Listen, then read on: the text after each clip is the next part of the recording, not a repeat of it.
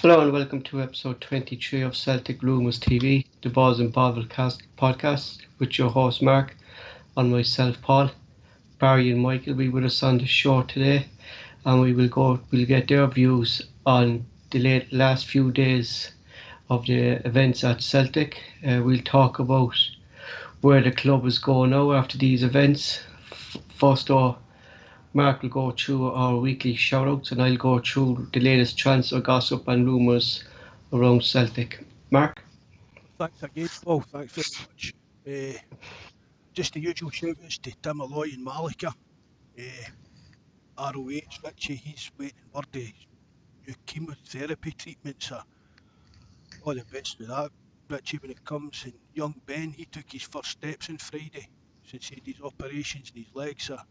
Well done, Ben. Brilliant stuff, wee man. Your mum and dad are so proud of you. And you know that we're all cheering you on as well, wee man. So hail, hail. Just to start coming in there, David in the night on the live chat. Mikey's on later on, isn't he? Mike is going to be on, so we get interested to get Michael's views on what happened in the last couple of days at Celtic. I think everybody's got a view to give, isn't there, man? It's been a fraught couple of days, as they say, Paul. Unsuspect. I don't know. Do you know what I mean? I really don't know. Has it sunk in yet? I thought we were over every disaster that would come to Celtic after last season, Mark. And then I certainly didn't see this coming. I don't think no one saw this coming. And it's just it was just like another bomb hit Celtic again, hasn't it? I don't think anybody's seen it coming at all. Just totally out of the blue.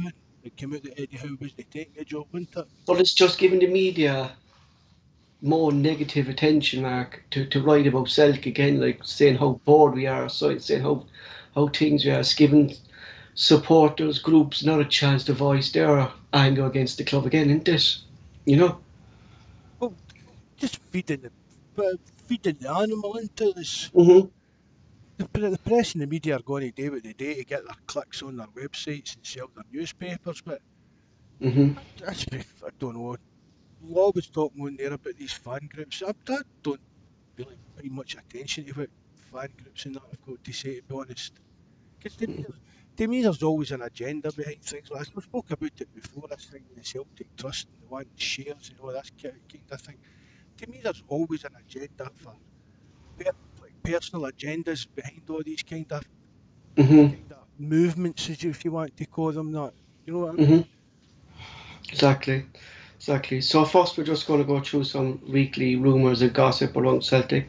After talks between Eddie Howe and the Celtic board broke down, former Australian coach, team manager of Yokohama, Ange Postecoglou, I think, is now favourite to be the next Celtic manager. We will talk more about this with Michael and Barry and Mark later on the show.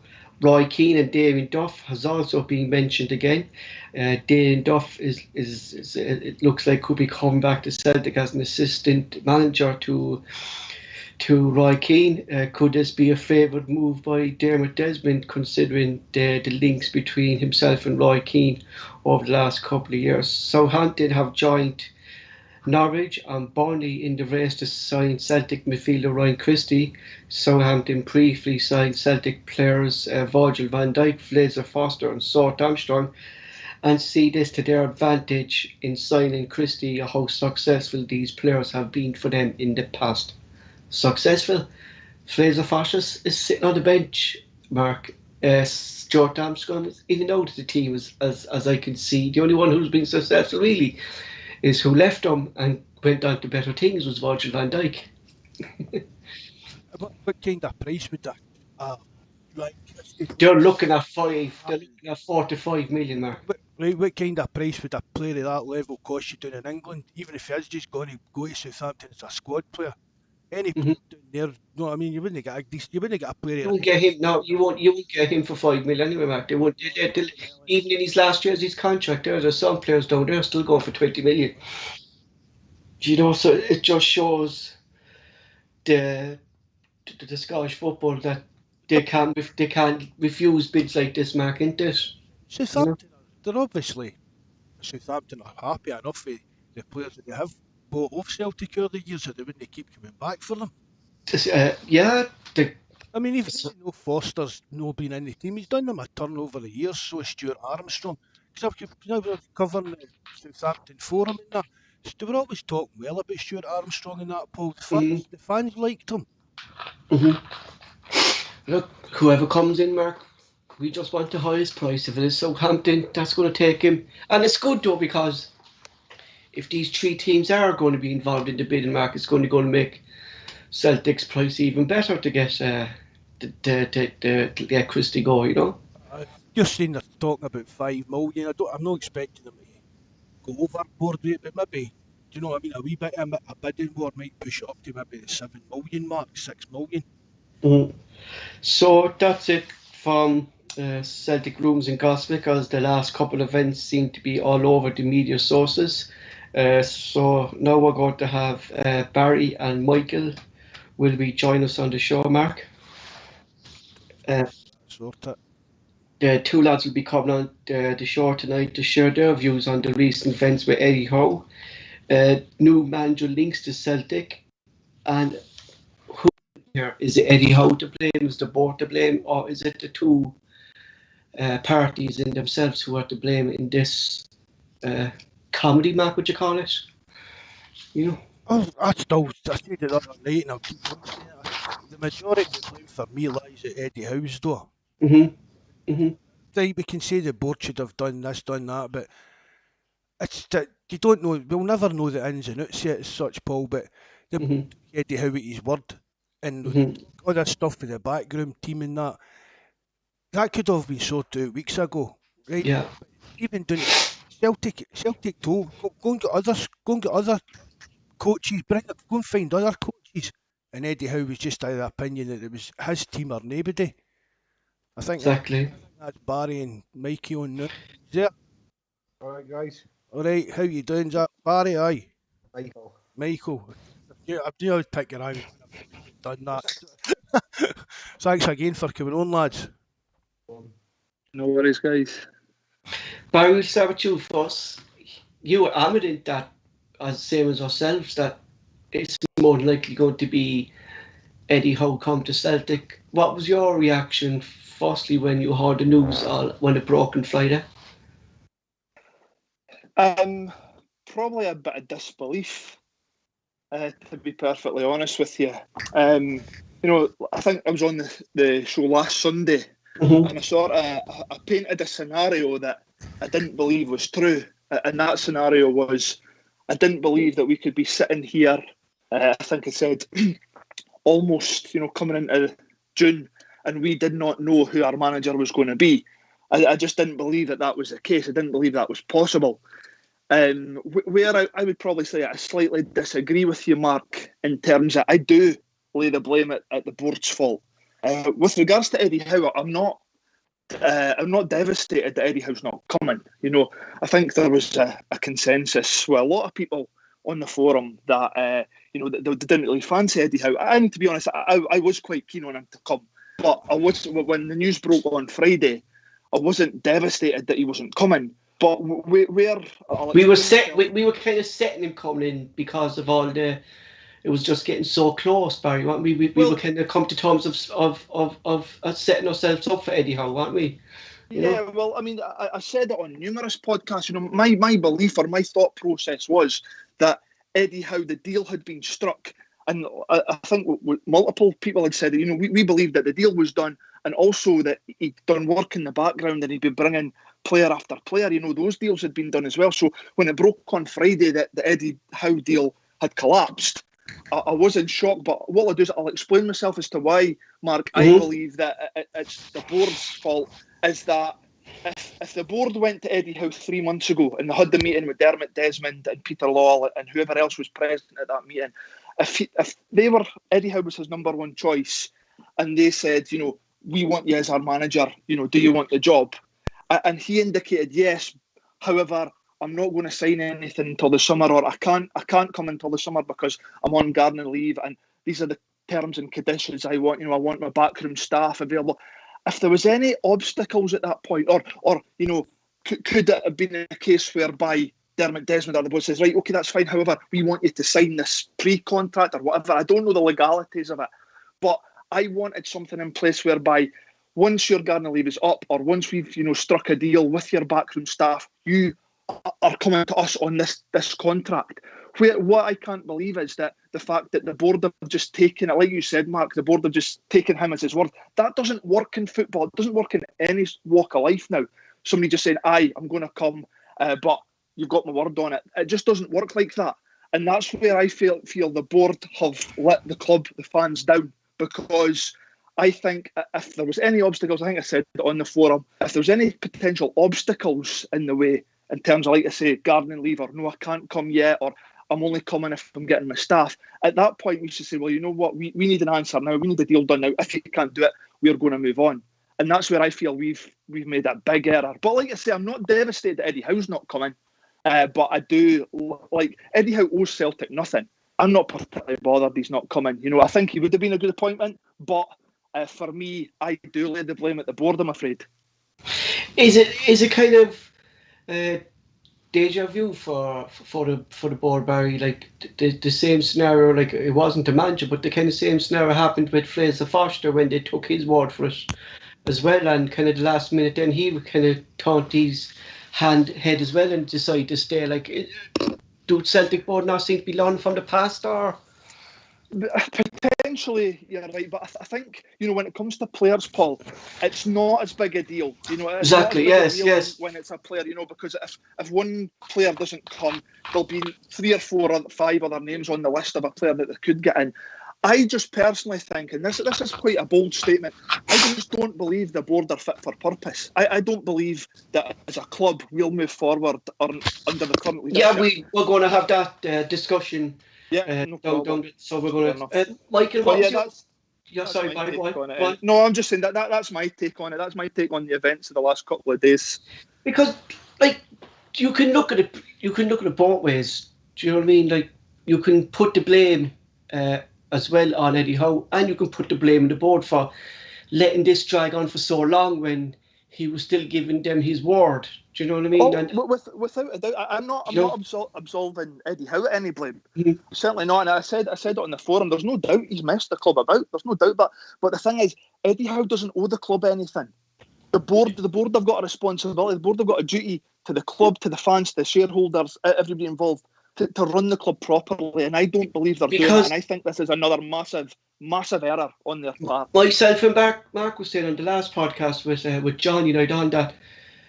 Should a board have saying kind of weeks before, look, Eddie, we still haven't got an answer from you. You're still saying you're waiting until the end of the season. You're waiting to contact your backroom staff. Look, if you're not going to sign now, we'll move on to the next candidate. But there was nothing kind of that from Celtic. It was always that they were Albion, Eddie Howe, and maybe they actually really thought they were going to get him, but they should have had some kind of idea that he wasn't coming, Barry. Do you know what I mean? If he was holding on. If there's nothing set in stone, Paul, you run the risk of this happening. And that's how I was so... I said that, Barry, when you were on the podcast numerous of times. I said that history is going to repeat itself here because it's dragging on for so long. And I said to Mark as well yesterday when we were talking on the phone, I said at news that it was going to happen, that Eddie Howe deal was going to fall because this is typical Celtic, not getting the deal over the line when they need to get it done. Well, that's what I mean, and that's where I called it wrong, because I was, in my head, I thought there must be an agreement, there must be some sort of contract written up. I think everyone did, yeah. I think everyone. And Mark was the same. Like, you thought there was practically nearly kind of a contract or something signed as well at the time, like we always, do you know? I wouldn't speculate about signing contracts because you don't know. In the ins and outs, yeah. That would come down as well to that. Like his Bournemouth deal with his gardening leave with Bournemouth. What's the legalities of that? If he'd signed even a pre-contract with Celtic, but as I've said as well, why could they not just have announced it? See, now that hindsight's a wonderful thing, Mate, I used to say that. I don't understand why they can't just announce that he'll be taking over like on the 1st of June or whenever his Bournemouth contract expires. Maybe was looking at it now. Mark, you're looking at like maybe Eddie Howe didn't want it announced because he was still not really 100% committed to Celtic. Like, do you know what I mean? Still playing games. Michael, what's your initial reaction of all this? I'm not as shocked as maybe some people are that this wasn't announced. You see this? You kind of saw this coming, do you? Like I say, this was dragging out for 3 months. And my worry all along was, well, one, okay, I was happy with Eddie Howe, but was never ever like. You were like all of us, really. Like we were setting Eddie Howe because he was the name really that was really kind of stuck to it, and it was like everyone else that we were setting Eddie Howe coming, and we were coming to terms with Eddie Howe coming. Well, my worry around the whole Eddie Howe thing was, it seemed like he was starting to dictate a lot. That's the way it was coming across in the press, anyway. Like he was wanting to pick the direct football. Like some of the coaches that he was bringing into Bournemouth, if you go on some of the Bournemouth forums and that. Like some of the coaches that were rumoured to be coming here, they didn't even think they were good enough for Bournemouth down there. And they're going to be coming up here with Eddie Howe. I mean, Bournemouth, with the money they spent on that squad, never even came up with, never even, like... You would expect them to come up anyway, the money they spent, coaches and that, like, so I could understand if the coaches and whoever else he was bringing up down there was setting the championship alight, and that. So that was also my other worry, but we'll obviously get on to the new guy that's getting linked to the job. But I think I'm one of the few on the forum that's maybe more excited about the new guy than Eddie Howe, just because of did a bit of research and I think myself and Mark and what kind of swaying that way a bit, because what I've been reading him and what kind of ex-players were kind of saying to him, he looks like a good guy and a good manager. I think one of the good things with him is like some of his accolades that he's had totally dwarf Eddie Howe in any capacity. It's just the usual snobbery that comes with football. Just because he's not known means he's no good enough. No, I mean some of the stuff he did in the Australian Federation and across in Japan. And before people start flying off the handle, I'm not 1 minute comparing him to this guy, but you just need to look back in the early 90s when Arsene Wenger went to Arsenal. Nobody'd heard of him before he came in, and he came from Japan. You know what I mean? And he ended up being one of the best managers the Premier League I've ever seen. So if actually people actually take a breath for a minute, go and research the guy's CV, if anything, they should be more excited that they're getting a guy, if he does come, with the history that he's got, rather than Eddie Howe that's did nothing. We're born down there. I think the way though, because a lot of Celtic supporters are panicking, because it's going back to what Barry said, like that the board seem to be making the same mistakes over and over again, like not getting deals over the line, taking too long in decisions, and then at the last minute, then it was leaked to the media, not the fans first. You know what I mean? Like it's like the way the board operates is wrong. Like, you know what I mean? They're not. What I find strange about the whole thing, if that Postecoglou was available from the start, especially being part of the Man City group, and Fergal Harkin knowing him well, why was he not number one choice over Eddie Howe anyway? Because overall he's a better manager. I think it's because of the season ticket renewals. Mark, would you think that's why maybe he was obs in the frame and they were pushing out Eddie Howe's name to get the season ticket renewals? I think because this fella wasn't known. It might have been, Paul. Maybe Eddie Howe was just better box office for selling season. Yeah. Well, we have gone to other social media. I'll know by renewing if it's this Postecoglou. It's all day, and I've just been calling him Big Ange, Mark. Big Ange. Big Ange, yeah. That definitely could come into it, Paul, just because of some of the reaction to some of the fans. But I totally agree with is that Mikey or Barry? Yeah. I totally. If you look into this guy's background and that, he's a better coach than Eddie Howe. I've been talking to Ed One about him. I've said that before. He's right into all this coaching all over the world. He looks at all this stuff, and he says it'll be a great appointment for Celtic. He says he's basically like that Bielsa light. He's like a light version of Bielsa. He says, and he's surprised that teams in Europe haven't tried to get him over here before. He's Mhm. a better coach. He's a better coach than Eddie Howe. His teams play better football than Eddie Howe's teams do. So, see if the two names had come out at the same time and that was the two candidates. See if you'd looked into Postecoglou. I'd agree with Barry. He's a Mike. He's a better candidate. Just because he's no managed in England. I mean, we Celtic fans and that we sit and we slag off the English league. It's all just money. It's all just that. But we're never looking for a manager or a signing. It's, oh, he needs to have played in England. He needs a pedigree in England and things like that. That's nonsense. No, like you say, Mark, you can just go back to 1997, I think it was. And I don't care what anybody says in the chat unless they're like in their 60s or 70s, when Wim Janssen came in. No one knew who Wim Janssen was when he took over as manager. I'm telling you, and look at the job that he did and the players he brought in. Just because somebody's not known to the world doesn't mean that they're no good manager or coach. And I'm still firmly believe, like it says, I understand what Barry and that's saying regarding the board, and I do personally believe that a lot of them aren't fit for purpose. But I still strongly believe that Fergal Harkin is going to be the director. We'll just hold it down on that for a few minutes, Mike, because I just want to finish off the Eddie Howe stuff before we move on to Postecoglou and the board and Harkin. So Eddie Howe is saying that one of his obstacles in not coming to Celtic was he couldn't get his backroom staff together. And I was reading a lot of it there the last couple of days, and I'm reading that he only approached the Bournemouth coaches at the end of the season, after the season finished when they lost the playoffs. That to me is outrageous on Eddie Howe's half. Maybe due to the guarantee if he actually couldn't approach him, but sure though, Barry, he might have had some notification that they were coming or they weren't coming to Celtic. Do you think, or was he like us in the unknown? I think if that was a condition, so if way back 3 months ago when they had this meeting, if that was a condition of Eddie Howe coming to Celtic, that he wanted these guys from Bournemouth as backroom staff, that should have been like even upon Celtic or Eddie Howe. To approach Bournemouth, yes. They should have done that, because if what you're saying is true, Paul, the rumours are true that Eddie Howe only approached them last week, or that just can't be the case, because if that's going to be a stumbling block that Eddie Howe, these guys are not coming, again, that's at that point to say, well, if these guys are not coming, then I'm sorry, we need to move on to the next candidate. So, I mean, there was both Sky and BBC reported that there was 3 things that Eddie Howe had an issue with: transfer budget, backroom staff, and the list of transfer targets. Mm-hmm.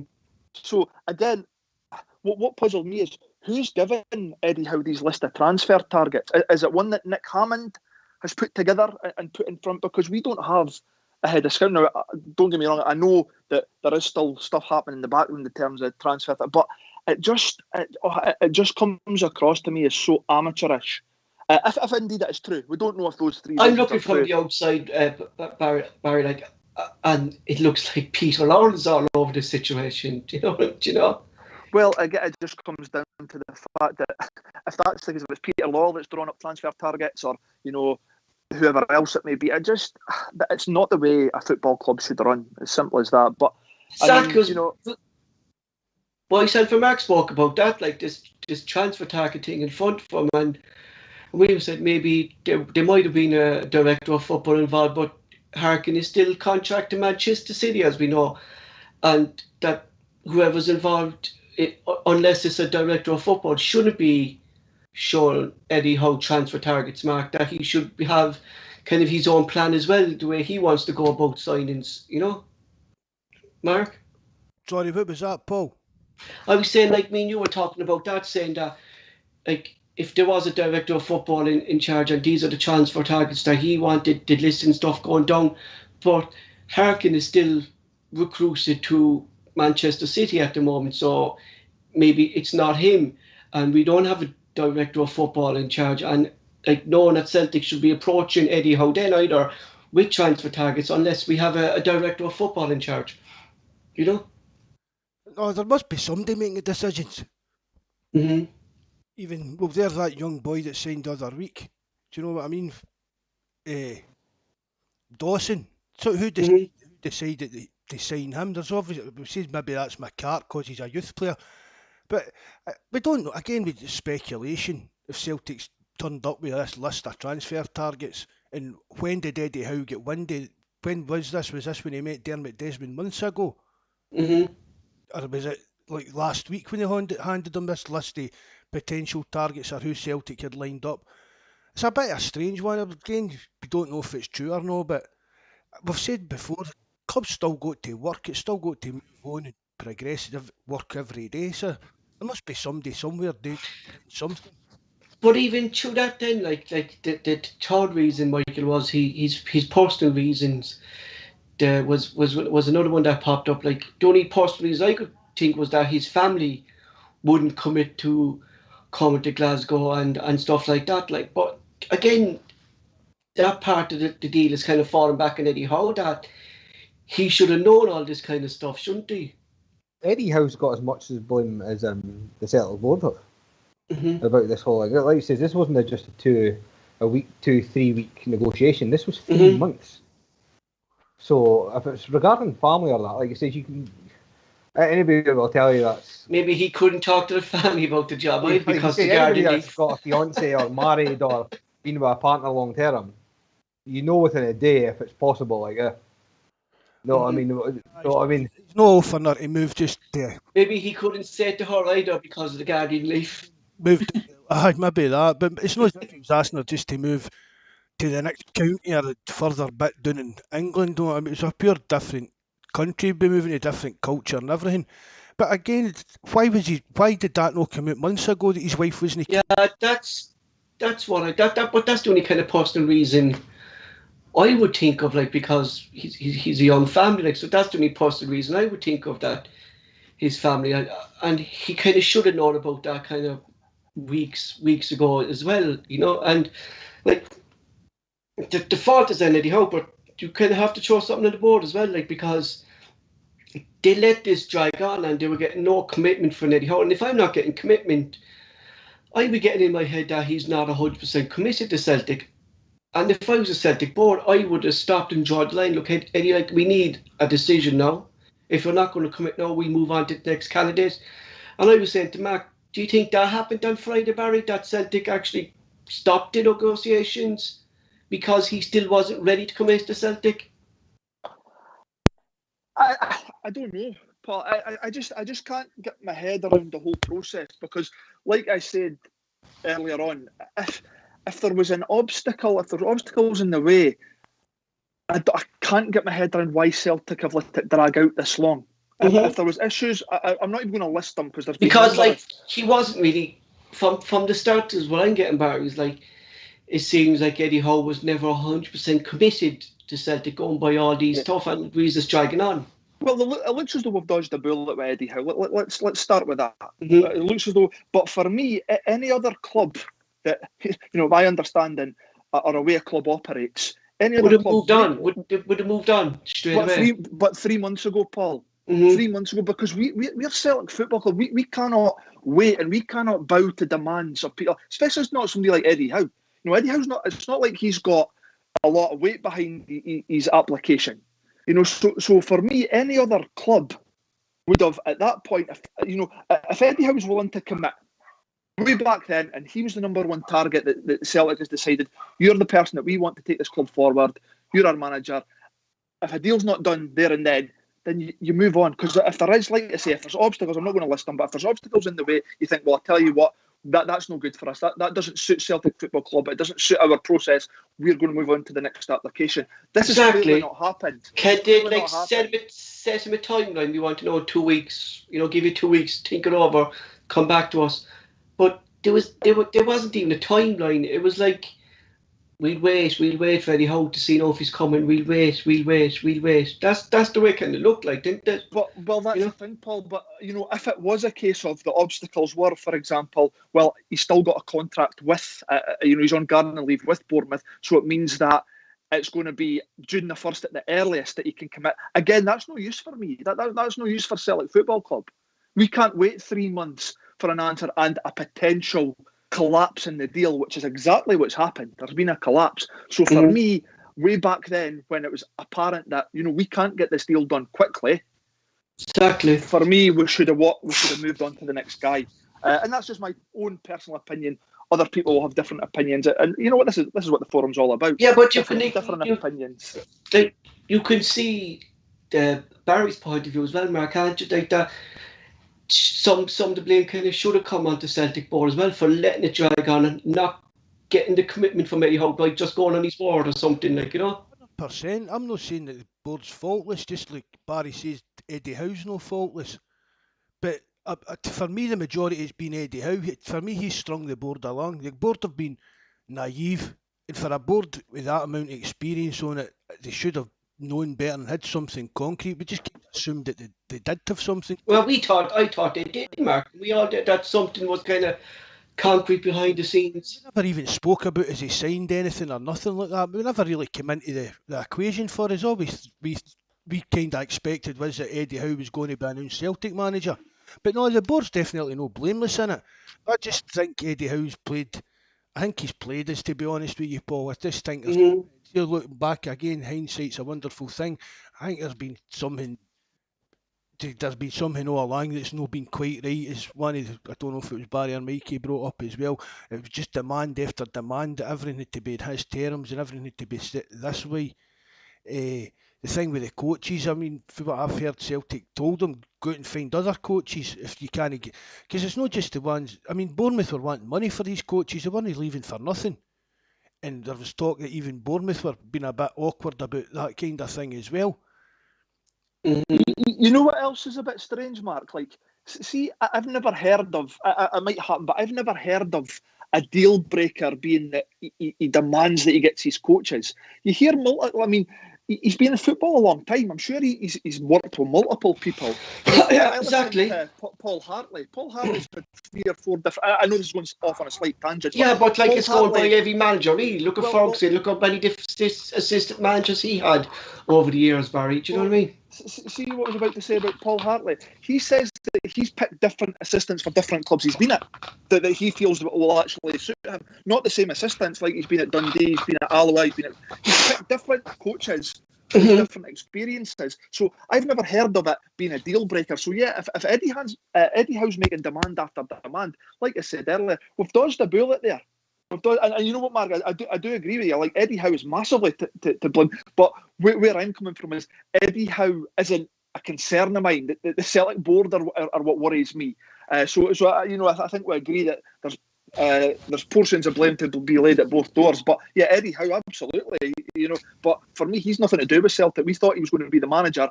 It's actually the board that I think that I've been a wee bit naive in thinking that, well, we'll just take a guy for his word. You know, unfortunately, that's not the way football works, and as Friday proved, you know, we've had a massive stumbling block, and he's no longer going to be the manager.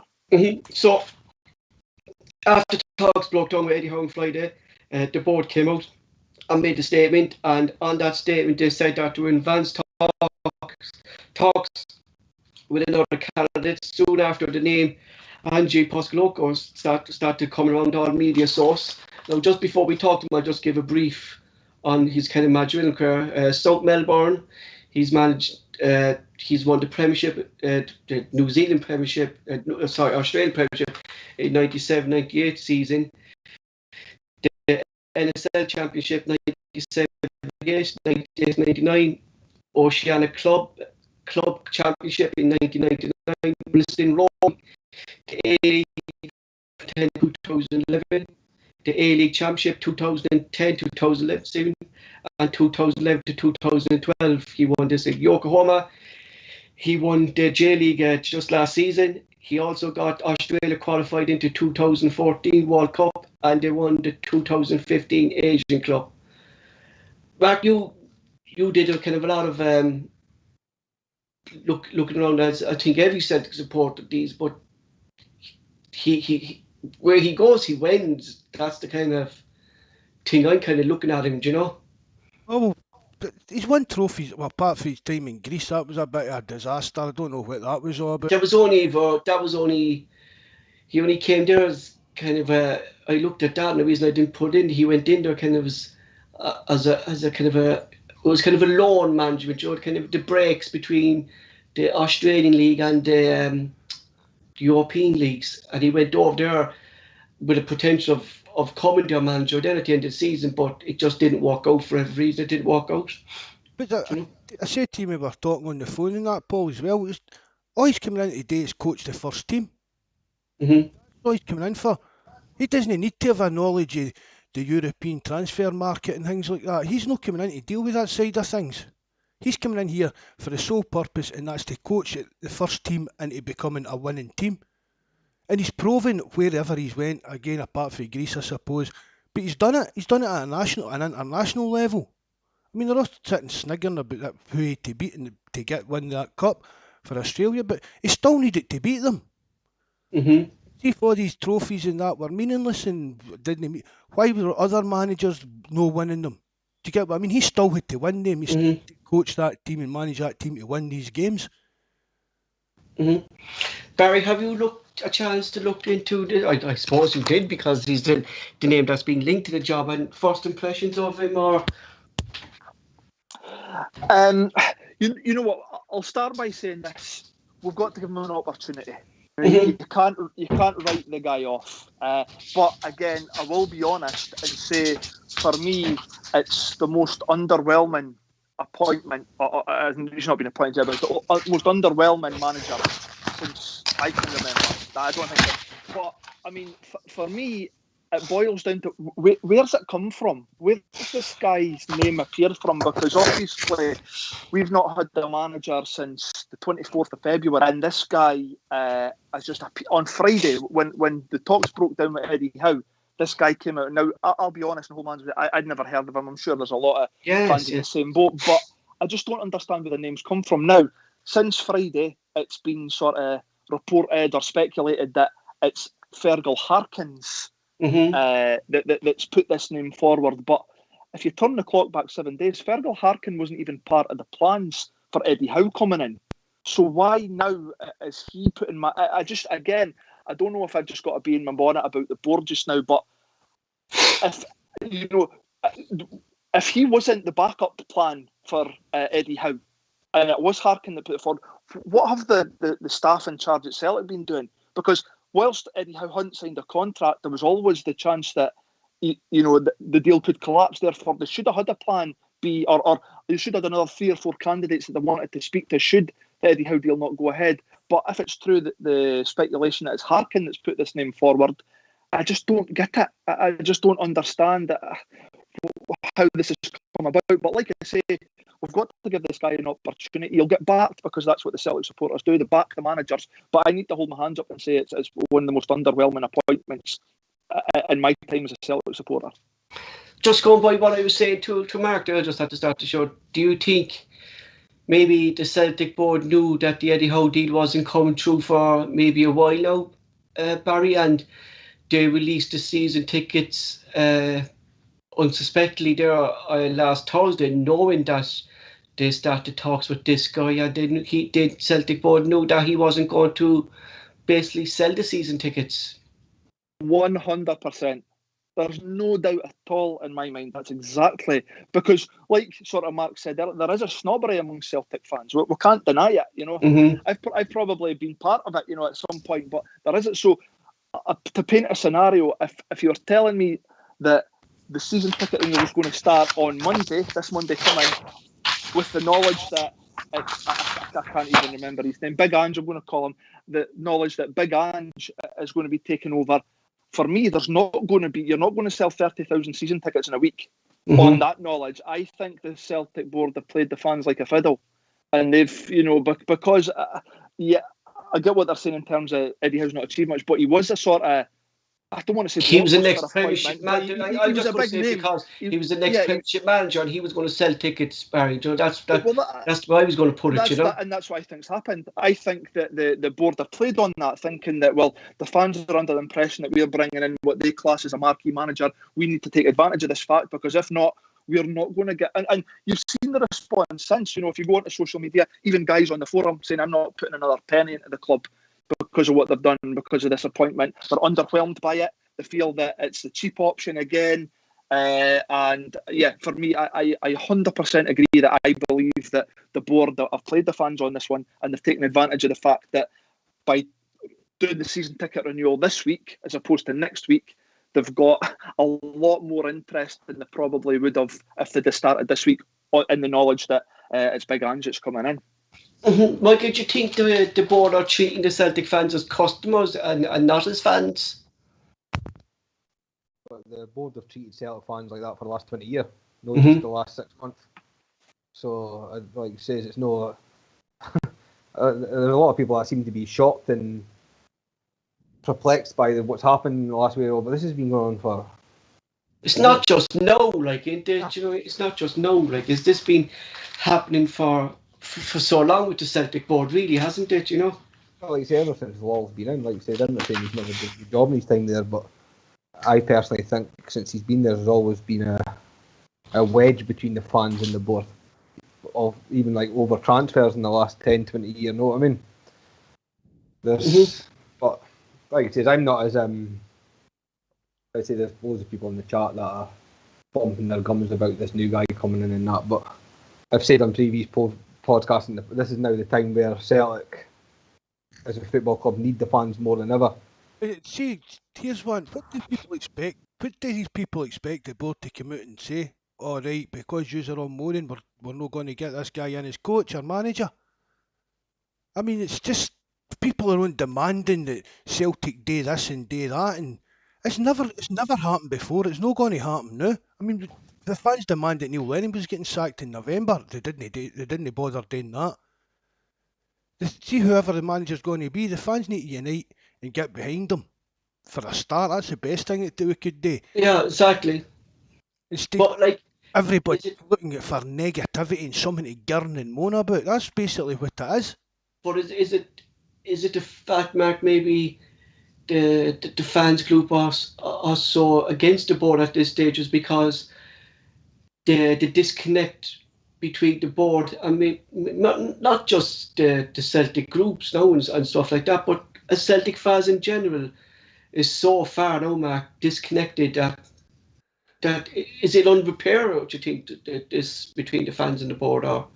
But it's been that kind of disconnect between the fans and the board. I mean, people think going to talk about how all starry-eyed when we talk about Fergus McCann's here and that, but Fergus never even hint at things to the press or nothing. Celtic have got their wee pet poodles that they leak stories to and that. Fergus McCann never really did anything like that. And like we could like it's a myth, see this fan connection with the board and that. It's nonsense. What club at a top level has got that kind? Right, we spoke about like the Dundee United's not the smaller kind of community clubs, but a club the level of Celtic, who has got this wonderful connection with the board? Everybody wants. You get into any team down in the English League and they'll all moan about the board. You should look at the Manchester United fans at the moment, the Glaciers and Arsenal fans, exactly. It's a continuation, it's just part and parcel of football. But like we don't even know if this guy is even linked to us, because again, nothing concrete again has come up from Celtic again, and it's all seems to be through the media again that we're hearing of Big Ange in this, you know. Michael, sorry, go to you. Yeah, it's a bit strange how everything gets leaked there so quick. Mm-hmm. Like, where does it, like, obviously it comes from somewhere, but I would love to know where it comes from, like how that name just got sprung, because Chris Cummins' microphones are still in Celtic and they're never taken down. Like, I was quietly confident that was going to be Lucci and Favre. I was going to speak to you about him because supposedly he's in talks with Napoli because the fella Simeone, Inzaghi is going to Inter Milan. I think that's Luciano Spalletti. He's the new manager of Napoli, and is it? Favre is meant to be going to Lazio to replace Inzaghi. Lazio. Sorry, Inzaghi. Yeah.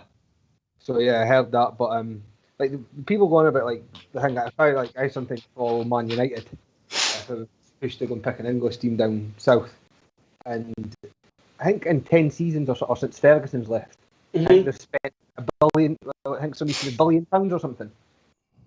And look at the discontent. Look at the fans and the board. How far apart they are.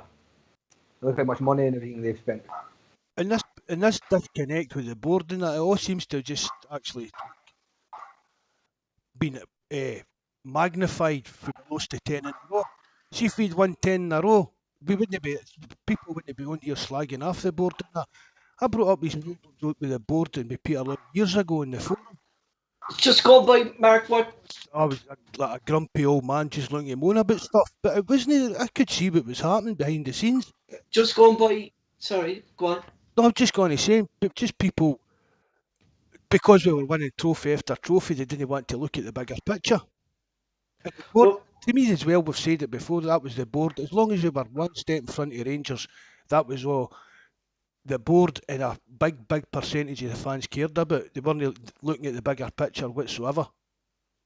So just go by what Mike was saying there, that it's amazing like how stuff still gets kind of linked to the media. And like this Ange's name came out the blue through the media.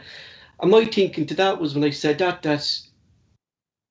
is it the Celtic maybe PR team and the board leaking this name out to me to see the reaction from the fans about appointing this fella, or is it just another story that doesn't have legs? Or do you think that there is kind of a source to it that maybe Celtic did leak it out? I think there's definitely something in it, just for the basis that he's Postecoglou is a part of the Man City group. Owned, I think they're owned like 30% owned by Manchester City, or whoever owns Manchester City. First thing I read it was Nissan is actually own them. Nissan, yeah. So the fact that they're partly owned and he's one of the top managers within the clubs, it's obviously something. Like I don't think this has just happened in the last 40 hours or whatever. I think this is what Barry and that was saying. I think this was being covered up in the last week for season tickets, that Eddie Howe was still a possibility, and then they put out the season tickets, and then they've confirmed, oh, by the way, Eddie Howe isn't going to be the manager. Here's the guy that we're actually getting. I don't believe from Friday that Postecoglou. Yeah, exactly. Yeah, this he did negotiations with, like, especially when they said, and myself and Mark were talking about this, like, especially when they said they were in advanced talks with another candidate. So they must have been in talks, Michael, with this candidate for a while now, and they knew that. I mean, it was announced on Friday when I was obviously listening to the podcast, and that I'm not going to sit here and say to everybody in the chat and everybody else on the forum and say I knew who the guy was. I think he's a great appointment, because when I heard the name, I probably thought the same as 99%. And I was thinking, what's going on here? Like, who is this guy? I knew I'd read his name when he was Australia. That was. He just. I remember him. I remember him was when he told Tom Logic to leave Celtic and be better for his career. Because I remember, it wasn't him that said that. No, was that not him? No, it was. I'll go and get the name that definitely 100% wasn't him. But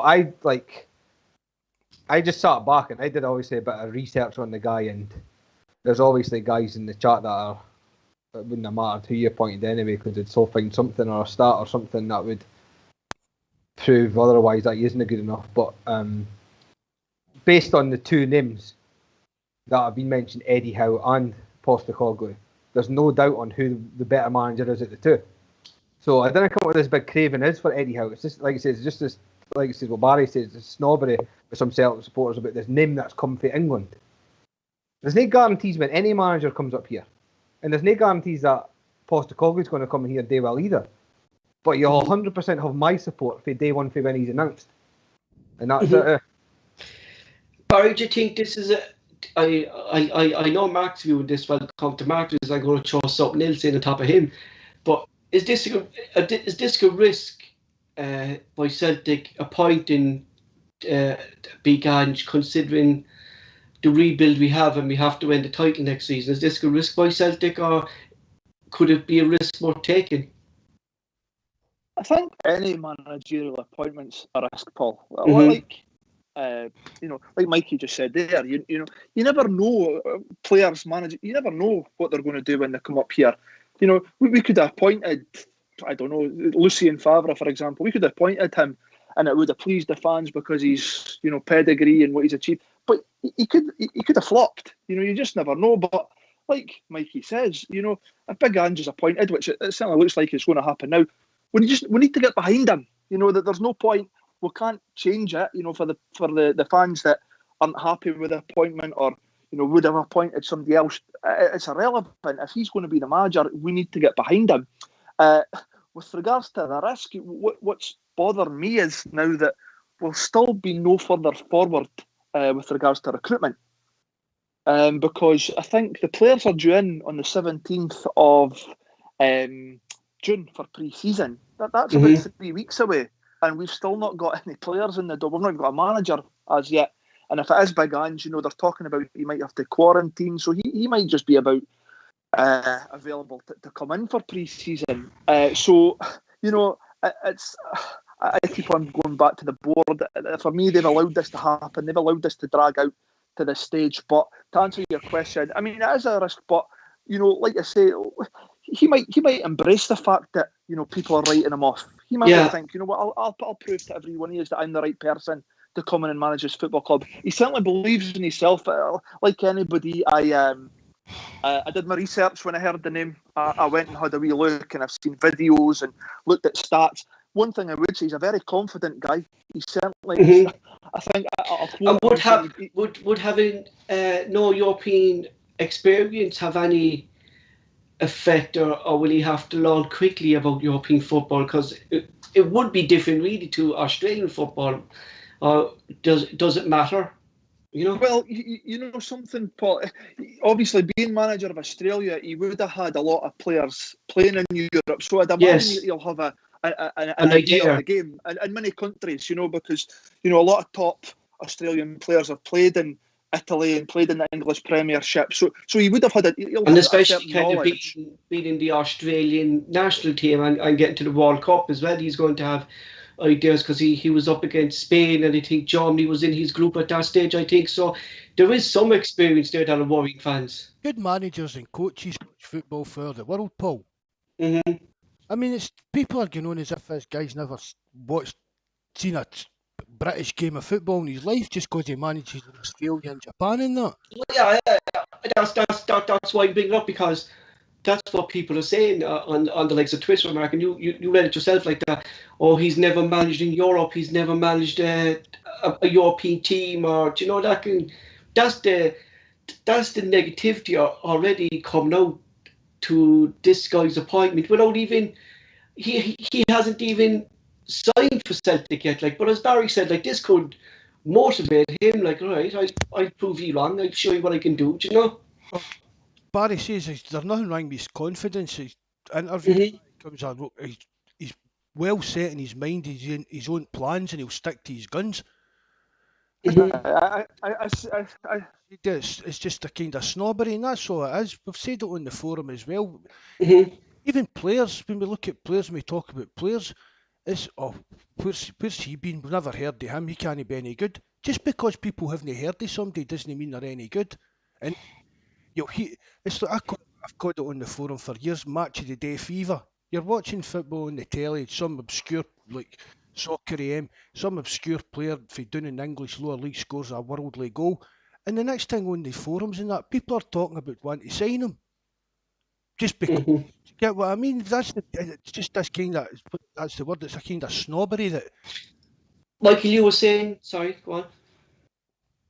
A snobbery, Mark. Oh, it's just a snobbery that runs through.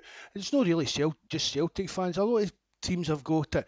If you've no heard of them, or if they've not done this or they've not done that, they just simply write them off. They can't be good enough because he's never managed in Europe. Michael, sorry, Mark, go on. No, that's me. Just a wee rant there, Paul. Michael, you were just about to say something there. Like I say, and Barry will know as well. He played at probably the highest level of anybody on the forum, and he's played under a few, obviously, proven managers in the past. But it doesn't matter what manager, from the best name to somebody that you don't know. There's never ever a guarantee in football when a manager takes charge of anything. You know what I mean? And like you say, you just need to look back at like when John Barnes took over. with Kenny Dalglish. A big huge name, yeah, exactly. How many fans, when he took over, thought what happened would happen? I'd like an honest opinion on the chat. How many people thought it would But go that's exactly true, that like, way? you know what I mean? The bigger the name, the fans are more than likely going to... It was John Barnes, though. One of the best English players ever. But that's like I'm saying, the bigger Kenny, the name will get the fans more excited even before he steps on thing. But the lesser the name then and the unknown, he's not going to be as welcomed as the likes of John Barnes or even Brendan Rodgers, do you know?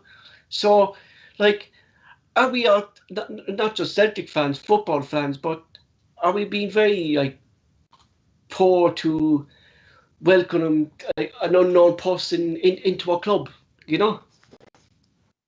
Yeah, well, like you said, when Barry played at Dundee, and that when that Ivano Benetti and Dario Benetti and that came in, and he was playing with guys like that. When I'm sure when he took over at Dundee, I don't think anybody in the puff would have heard of that guy before. Like, like, a few people are saying like that he'd be grand in playing in Europe if he had a Mark wrote this as well, and Mark said that we can the right coaches around him, Mark, who know the game and stuff, that he'd be able to learn quickly, right? But my problem is that with the problems with Eddie Howe's backroom team, right, that there was an obstacle there that they couldn't get them over. Are we going to end up with John Kennedy and Gavin Strachan at this next season? And I'll say it, like, I really think we are, that they're going to be involved.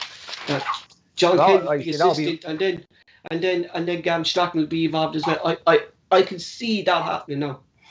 Like you say, that'll be my one gripe, like you say, if this guy comes in, and what a funny feeling that he's going to come in basically by himself, because I don't know like much of his coaching stuff or this, that, next thing, but that'll pain. Well, we're not going to have John Kennedy and his coaching staff from Japan. We're not going to have one Tishy Hung Law on the sideline. You know what I mean?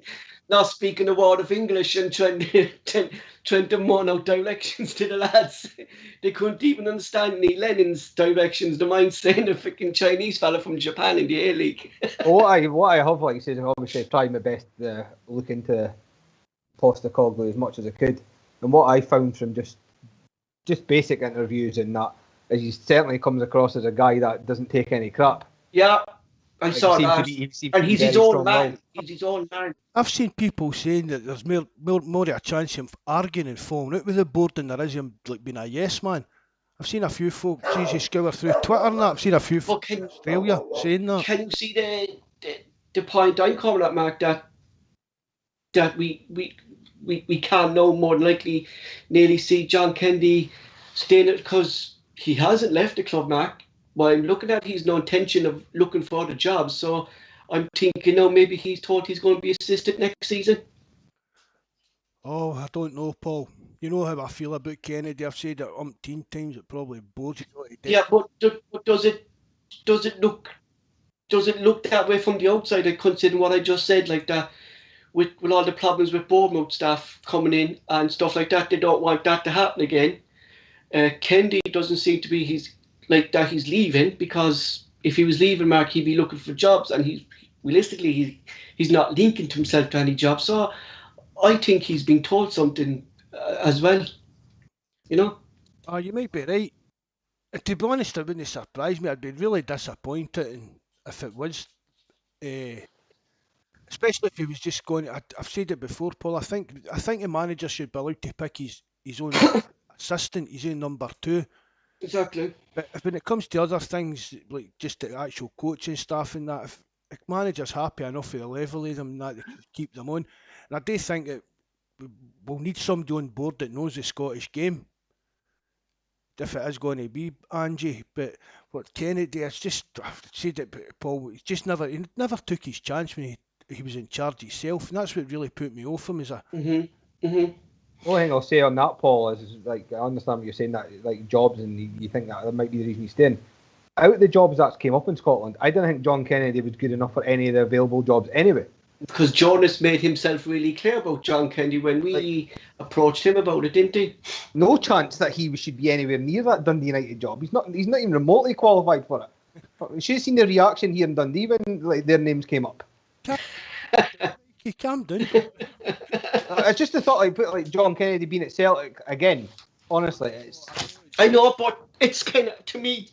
Oh, this is just to me, like, you know, like, you can hold me back in it, but to me, it's actually looking that way. Do you know what I mean? It's look, and to be honest, with the decisions the board made this season and stuff like that, and things, it just wouldn't surprise me, lads. It just wouldn't surprise me.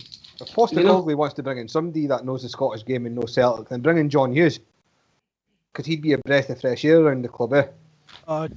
I said John Hughes. See, when Collins came in with Ronnie, I said John Hughes or Jim Duffy would have been better candidates at the time for that. Yeah, because John Hughes, like you said, he just went. You never know. You never know now with John Hughes just after leaving Ross County. That was out of the blue as well after him just kind of being appointed with them. He did a good job at Ross County in the short time he was there to get him in the position that they were. Yeah. He's high thought of in the Scottish game, I think.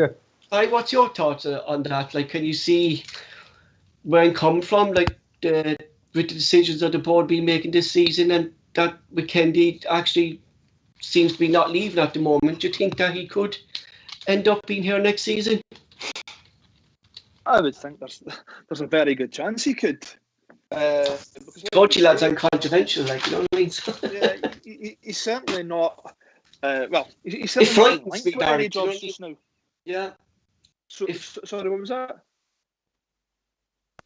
It frightens me, like, to even think about John Kennedy being here next, because, like, we all gave him the benefit of the doubt when he took over. We were hoping that he'd put his up, but there was nothing new out of him. And my problem is that if a new manager comes in, would Kennedy be putting in like some of these players again into his head that should be playing? Do you know? Or as we're going about what we know about Big Ange, that he's his own man and he won't be taking no nonsense out of Kennedy and play his own team. You know? Yeah, I mean, if Kennedy is still here next season, I'd be disappointed in John Kennedy. He's ran his course as a Celtic coach. He needs to go on now and progress himself. Staying at Celtic won't do that.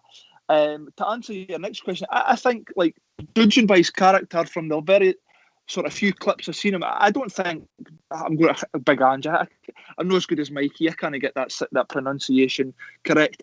He's not going to take any noise. He's not going to take. He's his own man. He's his own manager. He will do things his way. Now, listen, you know, coaches, assistant managers, you know, they're all there to give input. But I don't think that John Kennedy is the right fit to be sort of second in command to the big fella. Because I love the idea of John Hughes. I really love the idea of John Hughes. I've held him in high regard for a long, long time. Any team that he's managed has played a right good brand of football. He's got a great footballing philosophy. So, you know, and he's not a character to be messed with either. I think they could complement each other.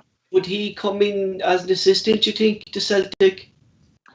Well, you know what, they've done it in the past, haven't they? You know, any manager that's come in that's never really had a feel for the club in terms of, you know, they've maybe never played or they've never, you know, been involved in Scottish football. They've tend to bring someone in like they did, you know, with Ronnie Dyler, John Collins, with Wim Jansen, I think, or Murdo McLeod back then. You know, they always brought someone in that, you know, had a feel for the club, you know, the values of the football club. So it wouldn't surprise me if they did. I mean, there's nothing wrong with Big Ange bringing in his assistant, whoever. And then, you know, Celtic appointing a first team coach, you know, like a John Hughes. I love the idea of John Hughes coming to Celtic. I really do. I think, you know, I think he's a right good footballing man. I love his footballing philosophy, a great character. I like that idea, but no, I mean, come on, John Kennedy. It's time for you to go on and progress yourself as a coach. Exactly. He's just going to go stale if he hangs about Celtic under another regime. You know, this will be about the fifth manager.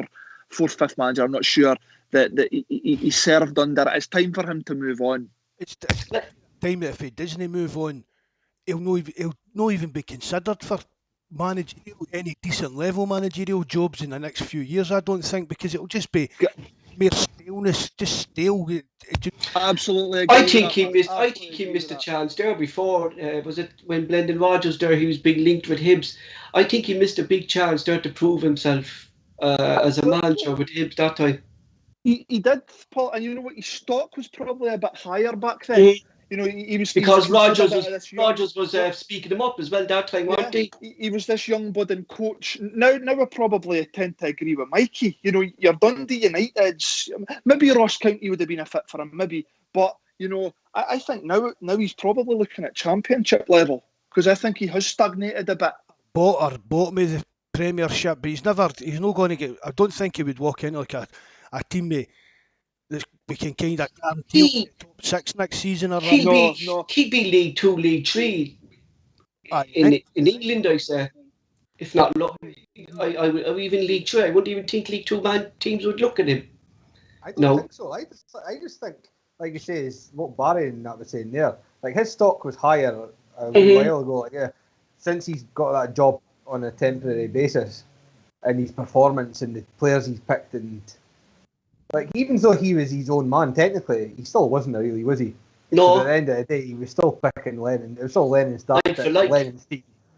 Like he says, he doesn't, like, just because he's at Celtic doesn't mean he deserves Dundee United, Dunfermline, teams like that.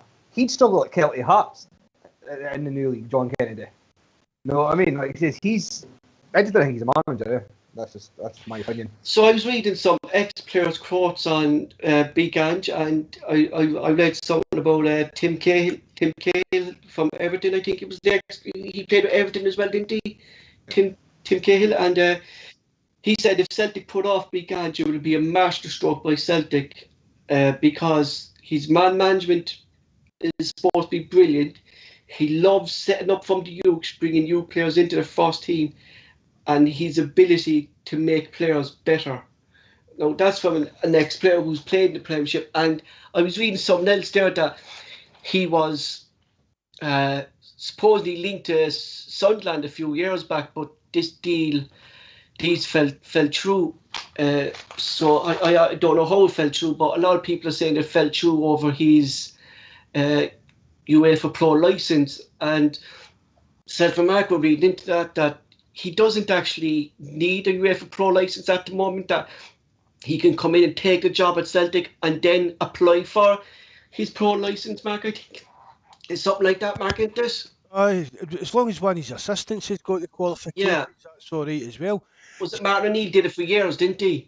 I was looking into this, and it was a story for after Martin O'Neill left Celtic, he didn't have his UEFA Pro badges, which I thought that was very, very strange, but it was an article I read today when I was looking up about it. Stephen Gerrard as well, he didn't have his badges when he came to Rangers, so there's ways. And I don't believe for a minute the Celtic board would be that stupid that they wouldn't have. Oh my God, I don't know. I asked Ed 1 and 2 about this before I came on, just so I knew what I was talking about, and they agreed about the thing with the assistants. But they both did say that they weren't sure how Brexit would affect this kind of. We've spoken about that before. So hopefully. Does Kennedy have his pro licence? I'd like to think so. He's been hanging about long enough to do them. There's more to my theory that John Kennedy will be here next season. So, like, if he is to be our next manager, like, I know the lads here and the lads in the forum, like, and every Celtic fan should get behind him and give him a chance. But there's always going to be a minor use of fans that be against it. Are we expecting that, Barry? Do you think that to be some fans against this appointment, or should they just shut up, get behind him for the best of the club? There definitely will be. I mean, I'm sure we've all been across social media in the last 48 hours since it was announced, and you see yourself. There's fans saying, I am not prepared to renew my ticket. I'm not putting another penny. I think there's even been a couple on the forum that have said as such. You know what? I'm not here to judge other people, Paul. Each into their own. I personally, But it's your love for the club, Barry. Do you know what I mean? You know something, Paul? I started off by saying I'm underwhelmed by the big fella. However, he'll get my full back in. I'll support him. And you know something? Let's hope he proves all the doubters wrong. But I think he's that type of character. Like I say, I've watched a couple. I think he had a spat with Louis van Gaal. He turned around and says, I don't need anybody to tell me that I'm a good coach. I know I'm a good coach. I like that. About him. He's confident in himself. And sorry, Barry, go on. No, I was just going to say that there is going to be an element of fans. And you know what? It's probably not just because it's this Postecoglou. It's not just because it's him. It's because they were looking for the marquee, because of everything that's happened this season. They were looking for the marquee appointment, the big name that they craved. And because they're not getting it, they're deciding, well, you know what? I'm done with the club. I'm not going to renew my ticket. I'm not going to buy the strips for my kids. I'm not going to put any more money into the club. But, there's nothing you could do about that. There will be an element of fans that do that, and there will be another element of fans that get behind the manager and support him regardless of who it is. Mark, we were saying that any manager that comes into Celtic because of the stake of the rebuild that's going to happen, right? And if it was Eddie Howe coming in, that he would be under first pressure as well. But because Big Ange now is unknown, and a lot of Celtic fans kind of aren't too happy about the appointment, is he under more pressure to prove himself now, or will he just brush that off and maybe hopefully that he'll take that to his advantage and use that pressure? But he doesn't need to. Big Ange doesn't need to worry about the rebuild of Celtic and who that kind of thing. That's no what he doesn't need to worry about that. That's the director of football and Dominic Mackay's job to worry about what's going on in the bigger picture. All this guy's coming in today is coach and manage the first team. Mm-hmm. And leave just what we've said for years, the way the club should be run. Just football people make football decisions and doing their job, getting people in that can do their job well. And there's going with this guy's record, there's no indication that he'll not be able to do his job well. Mm-hmm. And if behind the scenes clicks into place with the director of football and the scouting and all that, it could end up being a masterstroke. It could end up being a disaster. But but I don't think. But it's going back to what Barry said. Like, any manager's a risk in this day in football. Do you know what I mean? Any manager you hire is a risk. Like, so I mean, so like Pochettino in Paris. I mean, he's a complete disaster of a season. Mm-hmm. So much so that Tottenham are looking to get him back. But we've had before on the forum and that when we were talking about managers, and I mean, Jurgen Klopp get relegated. I'm sure Arsene Wenger got a relegated team as well. Sometimes moves just don't work out. Mm-hmm. We'll move on from that. So again, there's been no concrete information that it is him, but if he does get things, I'm sure that the Celtic fans will get behind him and that he actually starts off with a few results that are badly needed. Next is one name who's popped up again in the list, and it won't be Celtic Football Club unless this fella's name popped up, but this time he has a new assistant. It's Roy Keane, and his assistant be Damian Duff. It had to be linked. Like, he's one of the second names that popped up straight away after Big Ange. He's always going to be linked, Paul, isn't he? But my thinking is here now, right, that if Celtic approached him and knowing Roy Keane and the Roy Keane man he is, he would have turned it down because he wasn't their number one choice. And I think Keane would look at it that way. That he'd go back to what did he say in the first interview that he had, that they didn't want him enough. Was that what he said before when he got interviewed? They didn't want, something down like those lines. So I can see him, we say, Michael, that he could easily rule himself out straight away, Roy Keane. What do you think? That's good then, is it? As much as I loved him as a player, he's been out of management for 10 years. His ship sailed in management. Like I say, I want a manager that's in the game just now. Manager. That's different. That's totally different. Big Ange and Roy Keane together. I mean, that would be a fearsome to them based on just reputation alone. Like you say, Postecoglou, like you say, is in that Asian like side of the football. Like you say, if guys in the chat won't actually look at interviews and his reputation, like he's Roy Keane be cribbing about the smell of Chinese food around the training rooms in New York and thing. Well, like I say, I've seen the link with Roy Keane and Duff. If Duff was able to get brought in any capacity, I'd have him back in a minute. Barry? Duff. Your thoughts on Roy Keane and maybe Damian Duff? I've kind of said before, I'm probably in a tiny percentage of Celtic fans that I wouldn't actually mind Roy Keane as a Celtic manager. I really wouldn't. I get what Mikey's saying. He's not been in management for was it 10 years? However, he has still been involved in football. You know, he was Martin O'Neill's assistant up until a couple of years ago. You know, he's been assistant at Forest. There's elements of Roy Keane that I really like. I really like his professional standards. I really like the level of professionalism. Maybe that's the level of manager we kind of need at Celtic as well, considering how the players up and down tools this season, you know. Well, you know something, when obviously things started to go pear-shaped for Celtic at the start of the season, me and a friend of mine, we had a constant conversation along the lines of Roy Keane would not allow this to happen. He would not allow these players to perform like this. He would not allow, he would not let the players away with performing at the way they're performing, just because that's what he brings to a football club. Listen, I don't think Roy Keane will be approached by the club. I do think he wants a job. I do believe he wants a job, but I don't think that Dermot Desmond will be picking up the phone to Roy Keane. But like I say, I'm one in the very few. I think it's kind of Celtic fans that wouldn't mind it.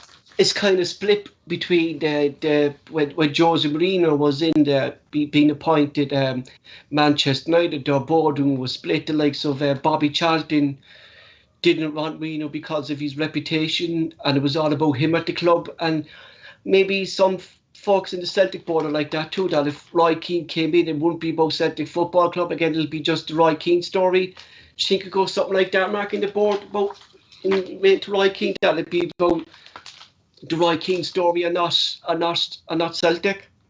It would be for a while. But again, it's anything with Celtic's going to end up headlines, Paul. Mm-hmm. And well, Roy Keane, that's one thing he does. He gives you headlines. You know what I mean? But I think maybe the board would look on it as if he wouldn't stand for any rubbish off the board. If he wasn't getting his own way, he'd make sure the fans knew that he wasn't getting things the way he wanted. Do you know what I mean? I could see him fall out with the board very, very quickly. No, on the way our board acts, Mark, I could see him fall out very quickly with our board. You know? Definitely. As soon as things aren't going Roy Keane's way and he wants to change things, he wants to change yesterday. Do you know what I mean? And that's not how the Celtic board operate. They'll drag things out. We've seen it. They drag things out of multiple meetings about things that end up going nowhere, and then eventually whoever it is just gets that scunnered. Look what happened with Brendan Rodgers. Mm-hmm. So, look, we spoke about the next topic briefly, and the lads there, so I'm going to move on for it. We spoke about John Kennedy and Gavin Strachan maybe staying at Celtic, so I brought that into a different topic, so I'm just going to move on.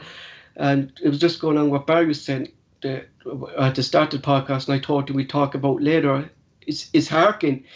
Do you think Harkin is maybe involved in this deal, considering the link between Manchester City and Yokohama Miners, and is he maybe walking behind the scenes? But I'm led to believe that Harkin actually is still employed by Manchester City at the moment, so I don't know what kind of involvement he would have there, Barry. You know? Well, this is, and you know what, I'd love to get yourself, Mark, and Mikey, and all the posters' opinion. I'm trying to piece together exactly what's happened here, because we're led to believe that a week ago, Fergal Harkin wasn't part of the Celtic plans.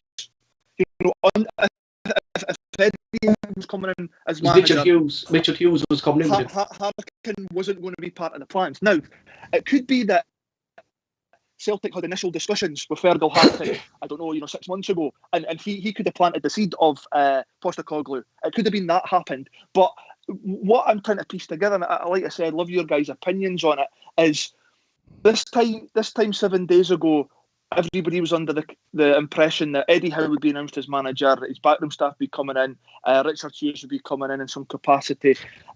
Fast forward 7 days, it's not happening with Eddie Howe. And Postecoglou's name has come from nowhere. My thinking, right, is that we were all talking about that. Harkin's going to be director of football, and Hughes was going to be head scout. That was the way I was always thinking along the lines.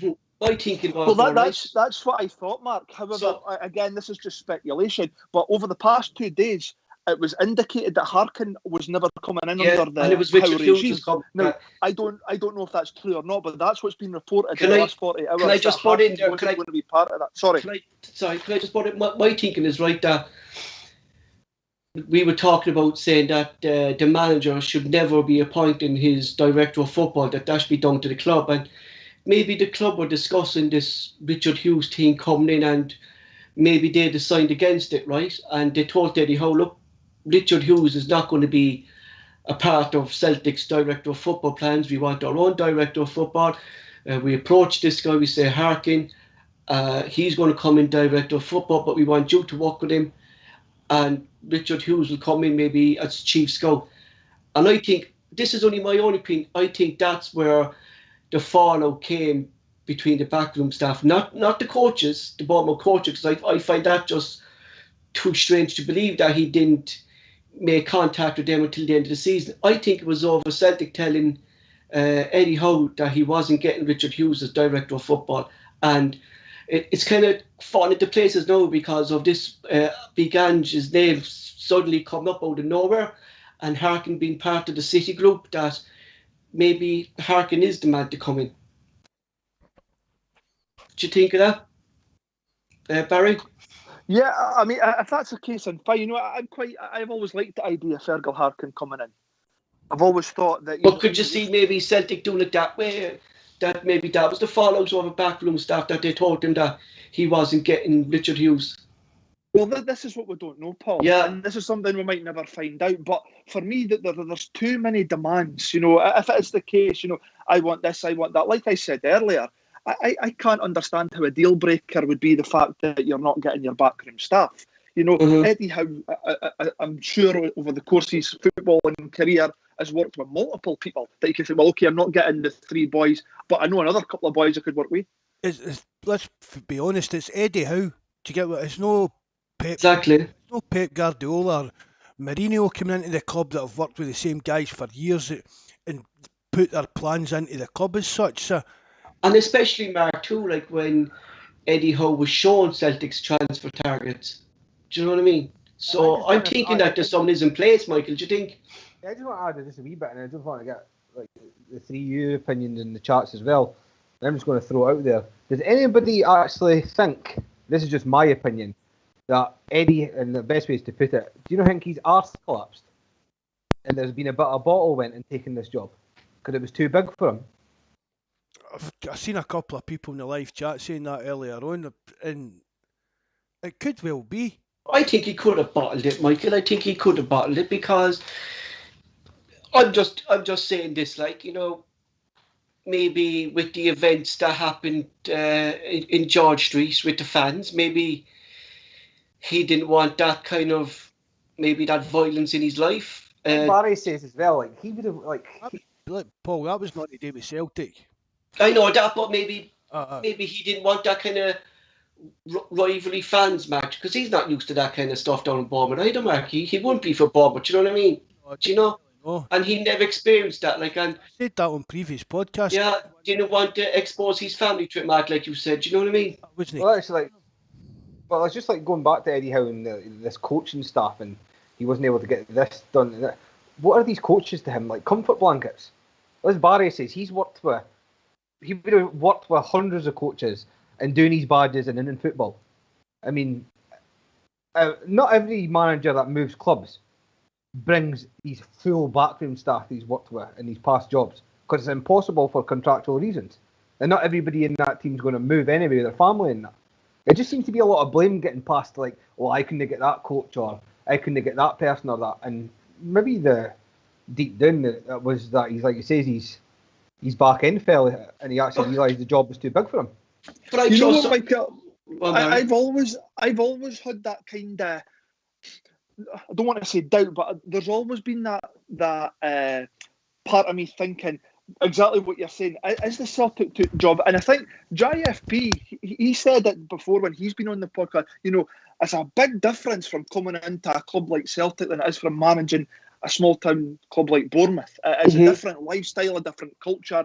And going by Eddie Howe's personality and character from what he seems a bit of sort of shy retiring. He certainly doesn't. Yeah, seem like I don't think he that could have. Postecoglou He would have had, because the minute he would have came into Celtic as well, Barry, straight away he's under pressure, and I don't think he'll be used to pressure of winning the league, like for a big club like Celtic. Because realistically, like, we are a big club, we're one of the biggest clubs in Europe, as we've one of the biggest fan bases in the world. Do you know? Yeah, well, sorry, he's coming from Bournemouth. Mm-hmm. Exactly. He's coming from Bournemouth, where he's got the freedom of the town. He can do anything he wants. To come into a city where if he buys a Mars bar over a Snickers, he gets judged. Know what I mean? That's like the scrutiny you're under. Know what I mean? Like he says, he's went from one extreme to the other. And like you say, maybe after thinking about it, it's not for him, eh? Because I certainly don't think this just happened on Friday. Do you know what I mean? I think this happened weeks ago, and I'm going back to say it again, and the club knew about it, and they wouldn't say it until they got the season tickets out. Because I don't think Celtic knew this just on Friday, and I'm well led to believe they're in advanced talks with a new manager, Denmark. You know what I mean?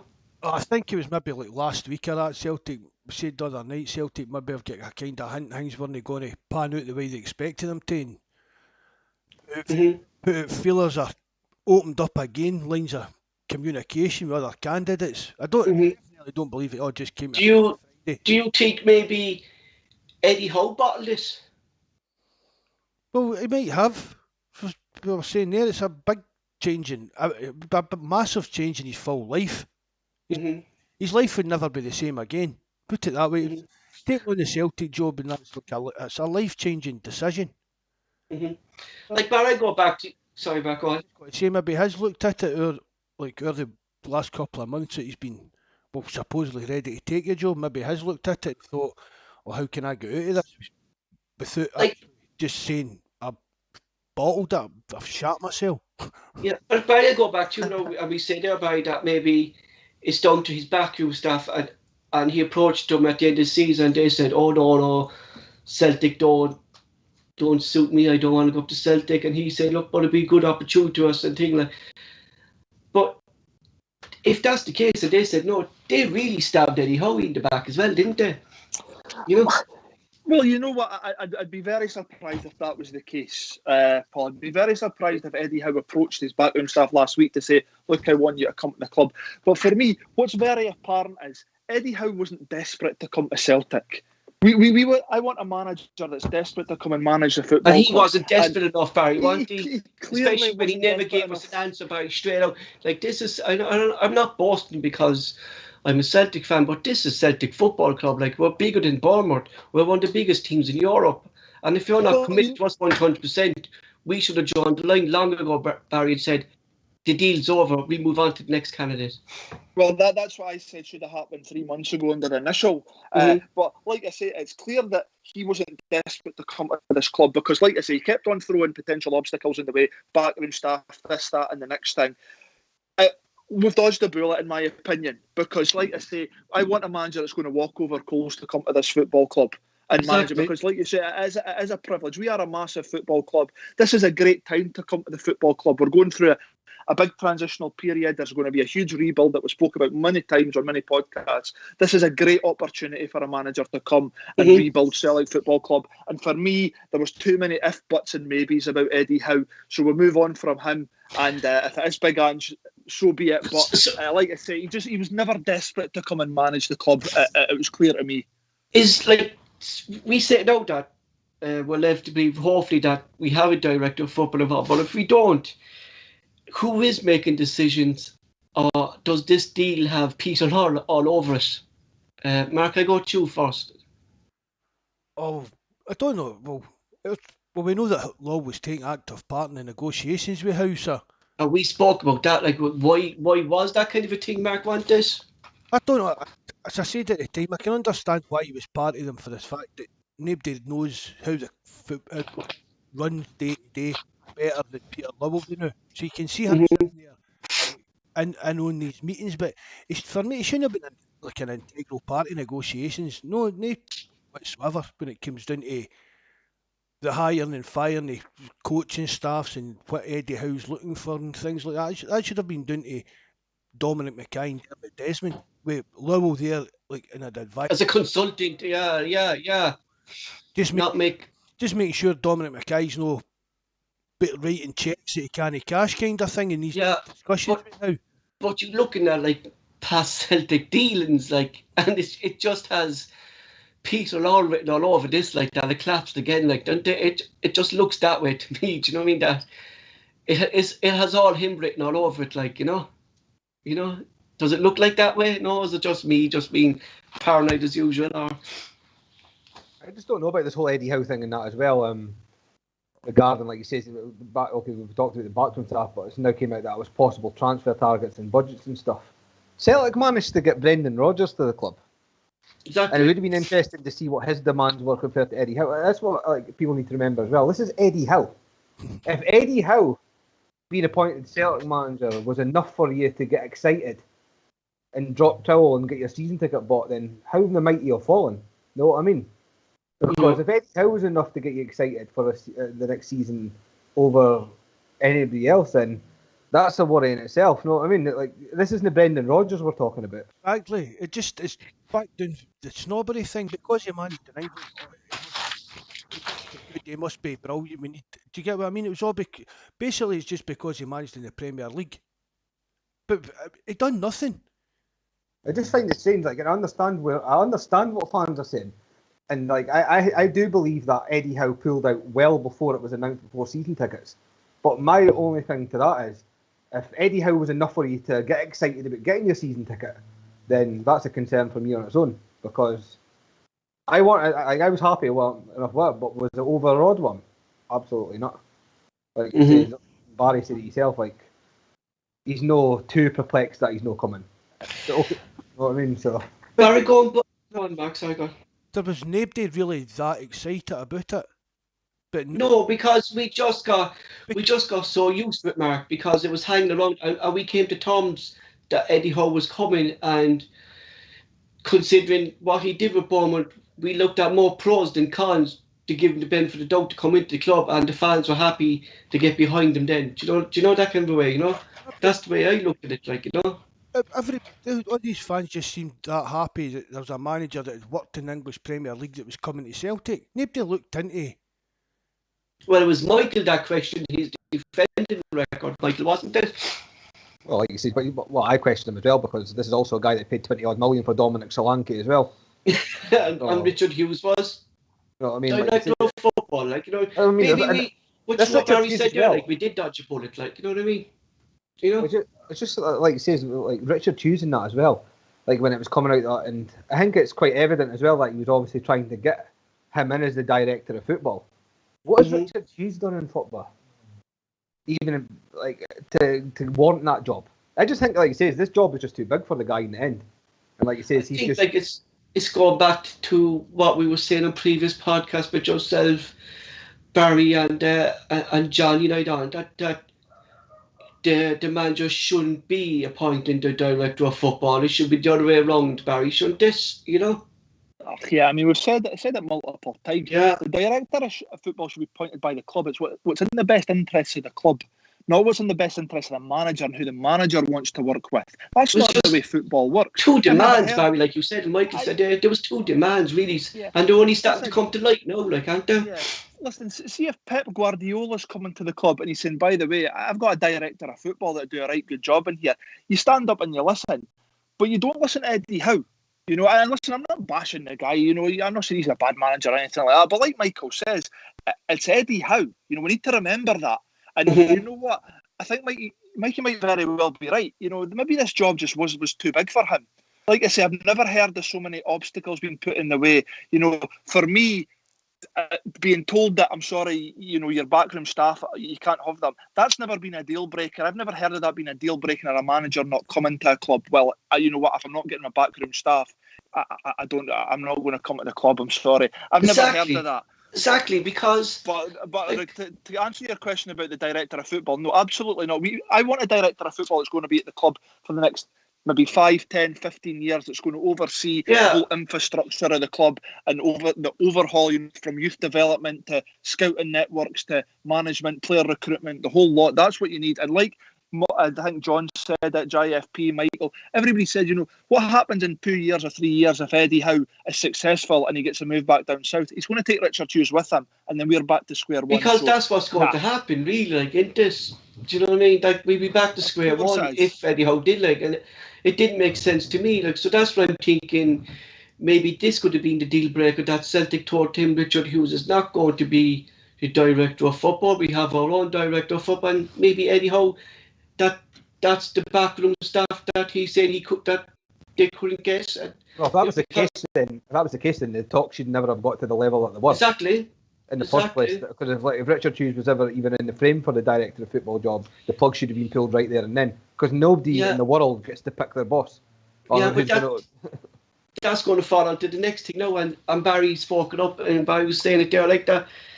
And I think, like, not just considering this deal, like, but considering the last couple of seasons now and stuff like that, and we the new CEO coming in, but the same faces are still going to be on the board and stuff, and when Peter Lawler goes, the same boys are going to be there. Is this current board fit for purpose? Barry, I'll go to you first. I think you know my answer on that, guys. But it's not going to this. It's not just going to this season. It's not just going to last Friday's events, Barry. Do you know what I mean? We this is going back years now with this Celtic board, isn't it? Oh, this is years, and it's multiple decisions across multiple different subjects over years and years. And like Mikey touched on earlier, the board have treated the fans with discontent for a long, long time. And so that's my opinion, is the board are not fit for purpose. And this is just another example of why they're not fit for purpose. And in my humble opinion, we'll never move forward as a club under the current regime. And if anything, I hope I'm wrong, but I could see us actually moving back the way, because I don't believe this board is fit for purpose. And I don't believe we'll progress as a club on a lot of levels until the day that they move on and we have people making proper decisions and correct decisions. Just my own opinion, guys. Mark? Oh, I agree with that. Totally agree with that. Don't think the board's fit for purpose. Like, it's not just on Friday. No, this is going on for years, Mark. As long as I can remember. Do you know what I mean? Hoping that now Peter Lowell's out the road that things are going to change, but fingers crossed Dominic Mackay's going to run things a bit differently, but they're still going to be the same board. The old faces there, the same face, and that's the problem. Like, isn't it that the likes of Ian Banker's going to be still there? Like, no one knows what his role is in the club. I mean, I've said it before. Peter Lowell walks in the room and Peter Lowell's taking over that room. Do you know what I mean? So these old guys are all sitting in these board meetings, and Peter Lowell's, to me, just dictating what's going to happen. That's the way I kind of see what a Celtic board meeting went like. These guys just sort about, Peter Lowell made his spiel, says this is what we're going to do, vote on that, and what he wanted will get voted through. So hopefully Dominic Mackay's coming in with fresher ideas. And the board might sit there and say, we'll just do whatever he says, what we've done with Lowell. So it might change, but there's definitely needing some fresh ideas and some fresh blood in the board. Michael? I agree with what everybody's saying regarding, like I said, I've said it for the last 10 years or whatever it's been. I've never been a fan of the board. Like it says, okay, I've never questioned. Like it says, a lot of people fans got on the high horse about this biscuit tin mentality, and that I didn't quite agree on that sense because there has been money spent. But there's certainly a barricade up between fans and the board, and it is only going to keep getting bigger. Like I says, I'm not expecting a closeness like Dundee and Dundee United and Hamilton and clubs like that, because Celtic are just a much bigger club, and that's just not possible. But I've never seen such a divide between even fans with like this. Even the fans are starting to turn on each other. Know what I mean? Because of this whole situation, and I've never seen such a gap between fans to the board in my life. Is the board maybe limited to where it can tell the fans with stock exchange? Oh, who told us that, Mark? Was that Ed? Was it Ed 2 or Ed 1 said that to you, that there's certain things that can't be kind of leaked out to fans in this? Talking to Ed 2 about that, the Chelsea fans thing, but getting into a few board meetings, kind of idea. there's things that there's covered boardroom confidentiality and fiduciary, and like that, and things like that. As I've said before, these fans seem to think that you get into board meetings and they sit there and it's like, right, we'll go and sign him, we'll go and sign this unit. That's not what board meetings are like. They're boring as hell things to sit through. You know what, Mark, a mate of mine who's quite clued up on these things, he said because Celtic are a PLC, any sort of information that is either leaked or given out affects the share price. So they're limited in what they can tell because, like I say, if they announce to a board meeting or at some sort of fan group meeting, whatever it is, that they're going to be signing a player or they're going to be bringing in this manager, that then affects that could then affect, and it's actually criminal. I believe it's criminal that can happen. Imagine if Celtic came out, say 5-6 weeks ago and said Eddie Howe agreed in principle to become our manager at the beginning of June. Right, that's going to put the share price up, and then or something collapses. There would be probably questions to Celtic. Do you know what I mean? Maybe exactly. Yeah. Do you get what I mean? Maybe that could have been one of the reasons, so Mark, why it kind of wasn't announced by Celtic. So because of the legal aspect, the shareholders could be coming back to Celtic saying, well, he thought this was Eddie Howe. We bought more shares in the club, and no, it's not Eddie Howe. Do you know what I mean? Maybe that's part of the problem. Yeah. So my only concern with the board is like, and for next season, like fair enough, we have Dominic McKay coming in, and we hope that he's his own man and he can get these ideas. But we still have the same board members on the team who are so used now to maybe 10 years or so of Peter Law's regime and how he did things. Like, are they going to be able to adjust to a new manager, or will they try to keep it the same old, Barry? Michael, sorry, go on, Mike. That's up to Dominic McKay to lay down the law. No, I mean, he should have the opinion that it's either his way or, well, I'm not saying it's his way or no way, because he's got to listen to what people want to say, but he's got to come in and he's got to command the respect. Peter Law's done at Celtic. It's all Dominic McKay's job now. Mm-hmm. What is the legal things to? Like, I don't know, to removing the board members. Is it very hard, or is there some big legality issues there? Same as any contract, you think? They get voted on at the AGM every year, didn't they? Is it?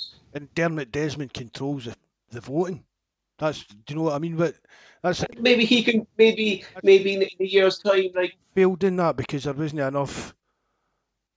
Yeah, maybe against him. So whatever Desmond wants voted onto the board, it just happens. There's no really. Maybe after a year, Mark, he can see who he wants around him and who he doesn't want around him. Like, you know what I mean? It's really going to take at least a year or two for Dominic McKay to really implement these changes. He said in this meeting with the supporters group, like, isn't it? He said he's going to modernise the club, make it different, move it to modern times. Like, he's not going to do that in a year. Like, so he's not. No, it'll take a lot longer than that. There'll be things going on behind the scenes that we'll not know anything about till like exactly 18 months down the line in that. I think exactly. the fans kind of need to just focus on next season and the team on the park and let the board, whatever changes are going on behind the scenes, just let them happen for a while now and see. And not getting involved in it, like, because that's what a lot of negativity is around the club by some fans, and some of them rightly so, like, to voice their things about the board and how their deals. But there's some things really, Barry, that the fans just can't control. Do you know? With regard, yeah, I mean, absolutely. You know, the board, the fans can't control what happens in the boardroom.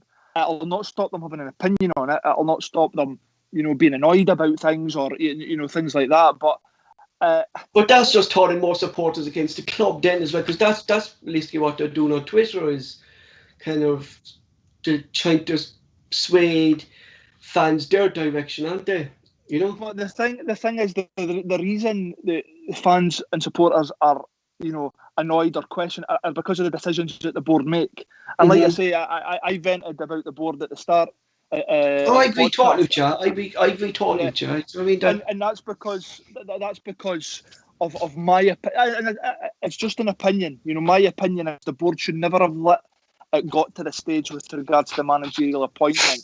We're too big a club, and I believe we're are dealing with things as amateurish a lot of the time. But we can see your point, because I couldn't see any other club going to a manager and he was saying, look, give me to the 1st of June there. Look, I'm really interested. I'll give you my final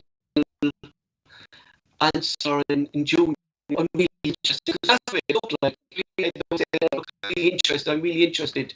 So just let me get my back team sorted. I can't sort them out now till June. Oh, by the way, I want my own director of football in. I want this coach and I want that coach in. No club would stand for that. That's what I mean, Paul. We're not here to suit Eddie Howe and his agenda. Yeah. We have our own agenda. We're Glasgow Celtic Football Club. We need to look after ourselves.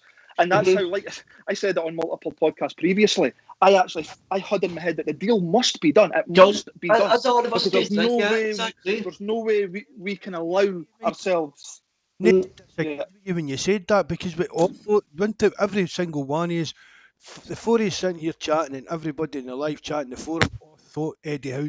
Because I think that was the more shock, Mark, for everyone. It wasn't just because Eddie Howe wasn't coming, but because everyone thought the deal was done. Even the way the media were talking. Yeah. So again that this was coming out of Celtic Park, or a certain amount of it was. So even because of the way the media was just it was just a case of when it was going to happen. And I think that's part of what has been the big shock, that everybody just kind of, whether you were delighted or whether you were a bit about Howe's appointment, we all had just accepted that it was going to be Eddie Howe. And it's not just that, Mark. Oh, sorry, on you go, Mikey. I found the statement that they released quite strange as well over Eddie Howe, the club, the way that because until they actually released that statement, it was never 100% confirmed that he was 100% offered the job. And that obviously tells any other manager that's going to be approached that they were going to be the number two or number three choice. I don't know if anybody else found the statement that said Eddie Howe strange. It was because it was something like things beyond Eddie Howe control and Celtic's control, that we couldn't get this deal over the line or something like that. Mark, want this? That's what that kind of made you think. Was it? I mean, these coaches are still at Bournemouth. Apart from, I sent you a link on for Twitter, Paul. So was it a physio that had left them or something like that? We thought maybe again that was the deal breaker. Yeah, exactly. Yeah. But it'll be funny if Eddie Howe, who he does go to now, if these coaches will leave Bournemouth to go. And it'd be interesting to see if his director of football goes there. Do you know what I mean? That was it. Reading between the lines of that Celtic statement was that there was a third party of some kind putting a block on things. So the only way we can assume that is that it's been the coaches or Bournemouth themselves that have put up this stumbling block that's finally broke the camel's back. But we're off sat there and said all night, it's just something doesn't seem right about it now when you look back with hindsight. Barry, can you remember what you were going to say there just before we spoke to Mike? Yeah, no, you know what? I was just going back to the Howe situation. Like I say, 7 days ago on the podcast I was on, and I painted a picture, a hypothetical scenario that unfortunately has come true. And I sat here and I said, "There's no way the Celtic board cannot know who the manager is. It's unthinkable to think that we don't know who the manager is." That's how I'm confident it's Eddie Howe, but not just the manager situation. Mark, me and you have discussed that, and Paul and other guys. We were confident that Eddie Howe was what we do behind the scenes. Signings. Yes. The deals in the bag, not just negotiations, deals in the bag. But here we're sitting on the 30th of May. We've still not got a manager. The players are due in for pre-season in 18 days' time. And we've not even got any players signed. I know the boy Liam Shaw, but, we've lost a lot of players. Scott Brown's away. Duffy's away. Laxalt's away. John Joe Kenny, Elyounoussi, whoever, Elyounoussi away back. Edwards wanting out the door. Christie's wanting. We're just in a horrible position right now. 17 days away from pre-season, and we're in a situation I did not think was possible. Good that you said that, because it's fallen into the next topic. So, Barry, start with yourself. Is this a major setback now in our preparations already for next season that we don't have a manager installed now. When if we don't have like players signed up, or we don't, there seems to be no plan at the moment, does there? It's a huge setback, Paul. It's a huge setback because it just for me, it just boils down to the amateurish dealings with the board. Because, like I said, today's the 30th of May. We don't have a manager. Neil Lennon left on the 24th of February, and we are now 4 months down the line. We don't have a manager. We've lost a lot of players who have gone back to their the loan players have gone back to their clubs. We've lost our captain who's left under freedom of contract. There's players wanting out the door. We're 18 days away from pre-season starting, and we're less than 50 days now away from our first championship. First qualifier on the 20th to 21st of July. Yeah, so we're less. I think it's about 50 days away from, and we don't have a team. We don't have a manager. It's incomprehensible that we're in this situation, but yet here we are, standing here talking about it, a situation that 7 days ago I never thought was possible. Like, I remember you saying to me when we finished podcast, as I was saying, geez, I hope Celtic get this Eddie Howe deal done, because I'm running out of topics to talk about. And I certainly didn't think I was coming here on Friday, doing a podcast on Friday, when Matt and today actually talking about this stuff. I was totally not expecting to be talking about this stuff today. Not expecting this at all.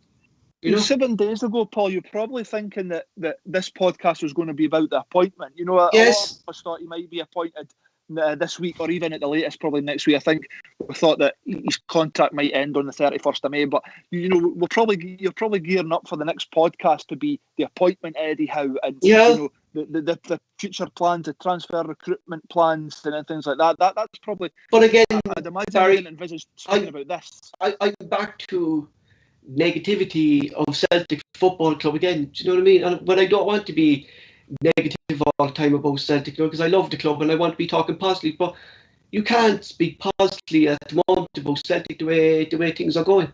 You know, Paul, I'm exactly the same. You know, even when I got your schedule for this podcast, I'm thinking, God, I'm going to go on here and I'm going to be. People are just going to think I'm an absolute grump, you know, because it is a lot of negative stuff that I like you, Paul. You know, we love this football club. Every one of us on this podcast, every poster, every guy on the left chat, we love this football club. Mm-hmm. We're so passionate about this football club, and we want to be speaking about positive. You know, a new manager coming in. You know, our hopes are high. We're going to get good players in. You know, we've got our Champions League qualifiers coming up. You know, we want to really be geared for the season ahead, and we're really speaking positive, feeling good about the football club. But I need to be honest, I'm not right now. You know, as I stand here right now, I'm not. And it is negative stuff that's coming out from me, and I don't want it to be, but unfortunately, that's the way I feel. And like I say, 7 days ago, I never thought we'd be coming on here a week later speaking about what we're speaking about, unfortunately. Mark, it's a major setback in our preparations, because I said it before, like in the podcast, that this deal could fall through, let it hold the longer it drags on. And if that deal falls through, there's no plan. We're behind in signings. We don't have point signings done behind the scenes that we thought might have been done. Are we in a bad situation now at the moment? We're in a bad position, and it's a big setback that the Eddie Howe deal collapsed, because basically the board just put all their eggs in the one basket. Mm-hmm. And we're not going back through it, whether they were right or wrong, but that's basically what they've done, and it's went. But concerning the signings that we thought was done behind the scenes, Mark, do you know what I mean? You know, we thought like that, yeah. Even further, it's a further setback, because we were expecting, as Barry said there, Eddie Howe to be announced, and then a wee kind of domino effect of these signings that he would hoped he'd been working on in the background and things like that. So even our kind of projection of what was happening just rang again as usual. It's not just going down to players either. Like, it's not just going to, like, there's a huge uncertainty about coaches as well, Michael, that we don't seem to have in place at the moment. Like, what my thinking is that it's going to be Keane and Strachan, like, but were we behind in that kind of department as well? Like, if the manager wants to begin his new coaching staff, because then we're going to have to start negotiations with his coaches that he wants from another team again. You know? I'm just all trying to take any positive out of the situation. I'm just hoping that this has been in the making for a few weeks now, and they've known that Eddie Howe was coming in, and they're a lot further along with the new appointment than what people actually think. And I'm just, like I said, I'm trying just to take a positive from anything. I'm still hoping that there is. Like I say, this guy's getting brought in to coach. He's not getting in, coming in to buy the players. So I'm still hoping that behind the scenes there has been talks underway regarding players coming in. The only worry with that is like Fergal Harkin. He wasn't getting, like what Barry said, he wasn't mentioned 7 days ago.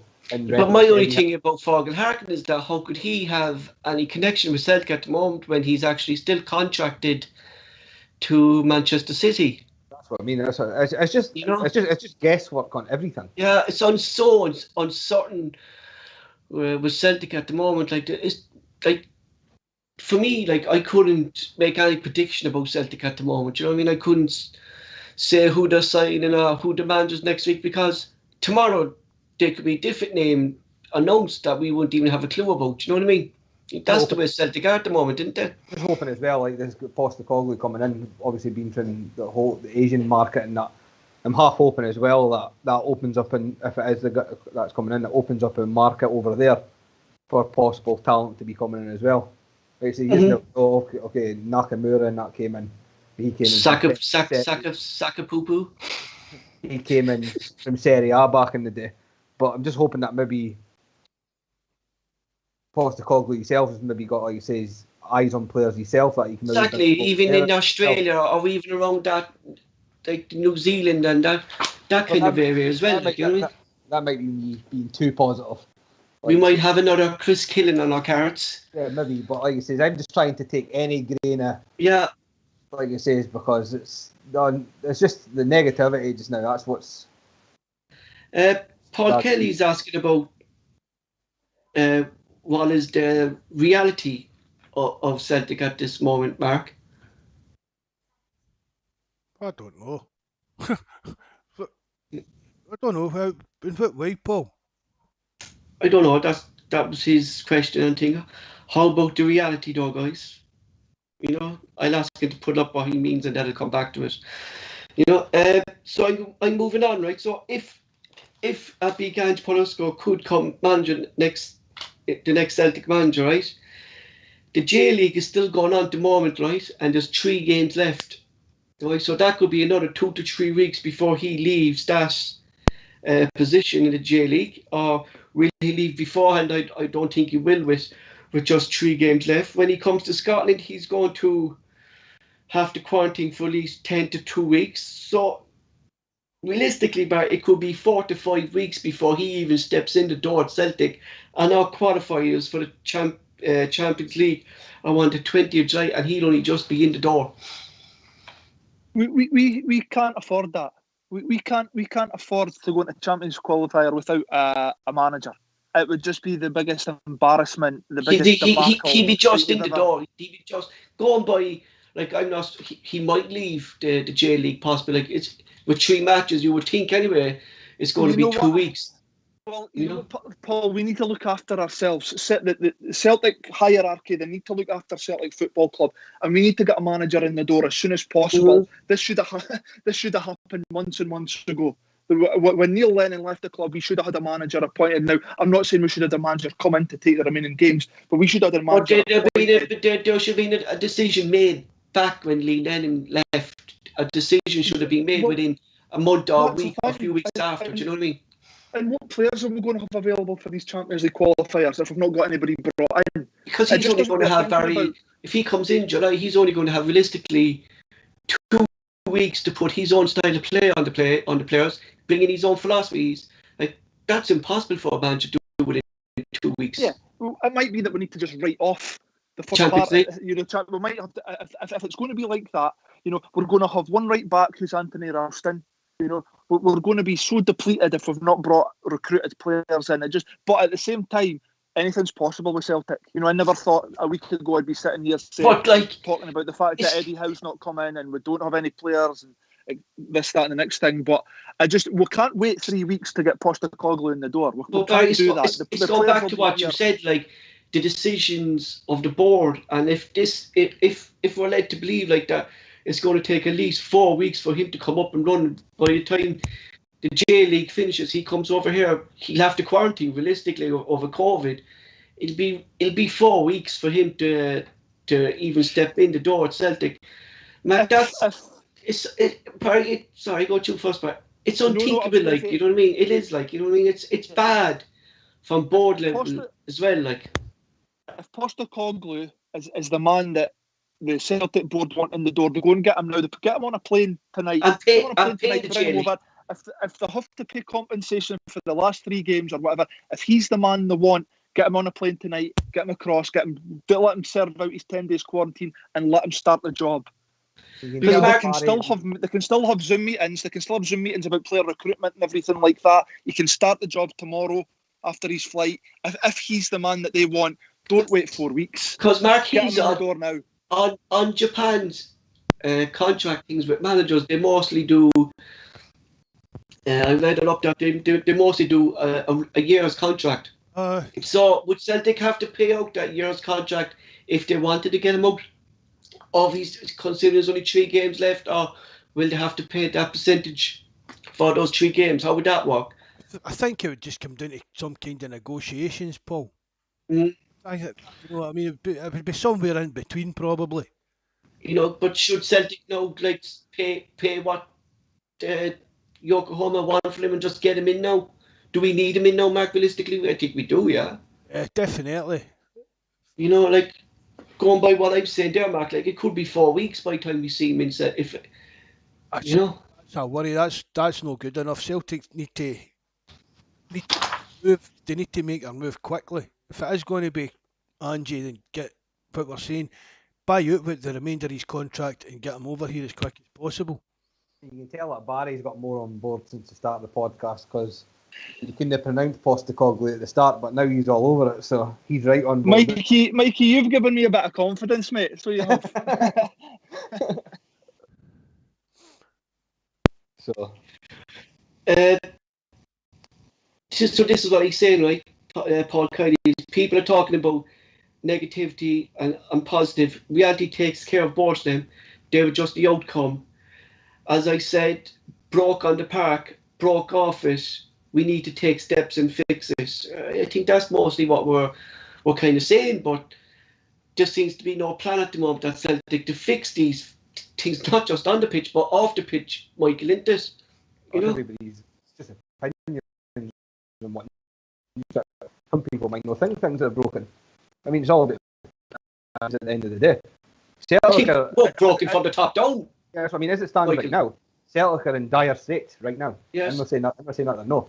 But I'm just trying to take any crumb, anything that I could just now to try and get any form of positivity out, which I understand is hard for a lot of fans. Well, you have to think positive for your own mind's sake as well. You kind of have to think some positivities, but if it's going to take us 4 weeks to get our new manager in, if he wants to finish out the league, the J League, if he wants to finish that out, they're 15 points behind league leaders with 3 games left.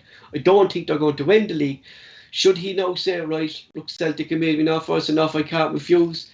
And it's up to him as well if he wants to come to Celtic straight away, Michael, isn't it? Well, based on, like you say, everything that's came out in the press, and like you say, we've already talked about how things get leaked, it's looking more unlikely that the guy's going to be appointed in the next few days.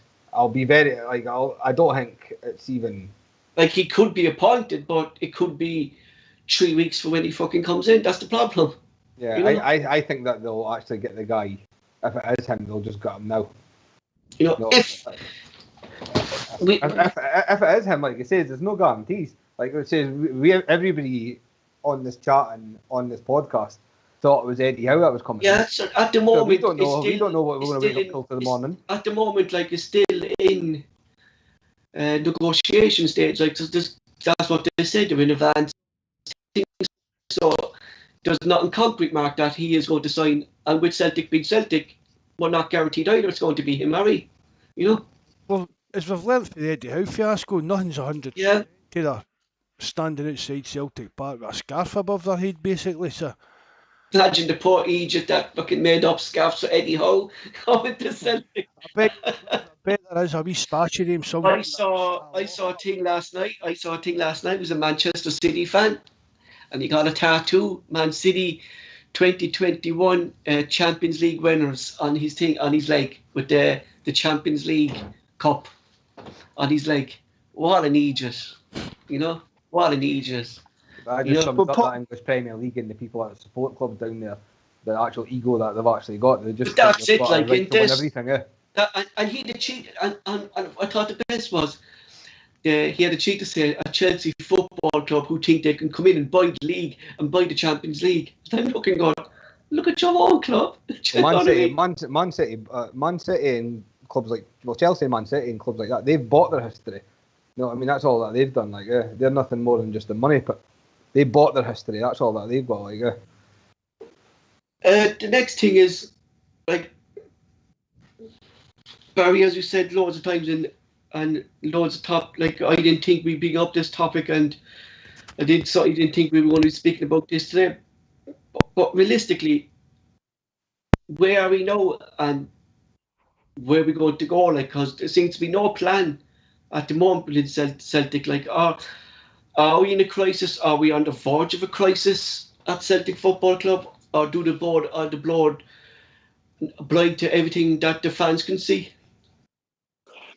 You know what? I guess we are in a crisis in terms of, you know, we'll not speak about too much what happened last season, but, you know, last season was a catastrophe, and this was an opportunity to start the ball rolling on rectifying that.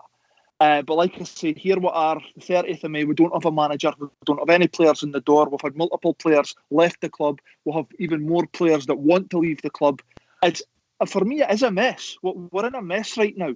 Kind of going back to your point just a couple of seconds ago, Paul, you know, if Postecoglou, if they're turning around and saying, you know, yeah, I want to be your manager, but I'll not be in the door for the next 4 or 5 weeks. See, for me, at that point, you move on. That's the Eddie Howe situation all over again. This is Celtic Football Club. We need to look after ourselves. We can't wait for you to finish out the season. It's Eddie Howe all over again. Or if not, they move on to the next. They move on to the next candidate, because we need to start looking after ourselves. So I can't believe I'm sitting here saying this, that, you know, on the 30th of May we don't have a manager. We're in a bigger mess than I ever thought we could be in.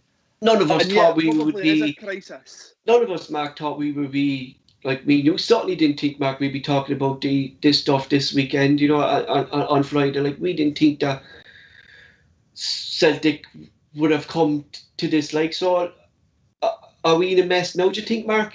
Celtic didn't expect to be in this position, I don't think. Mm-hmm.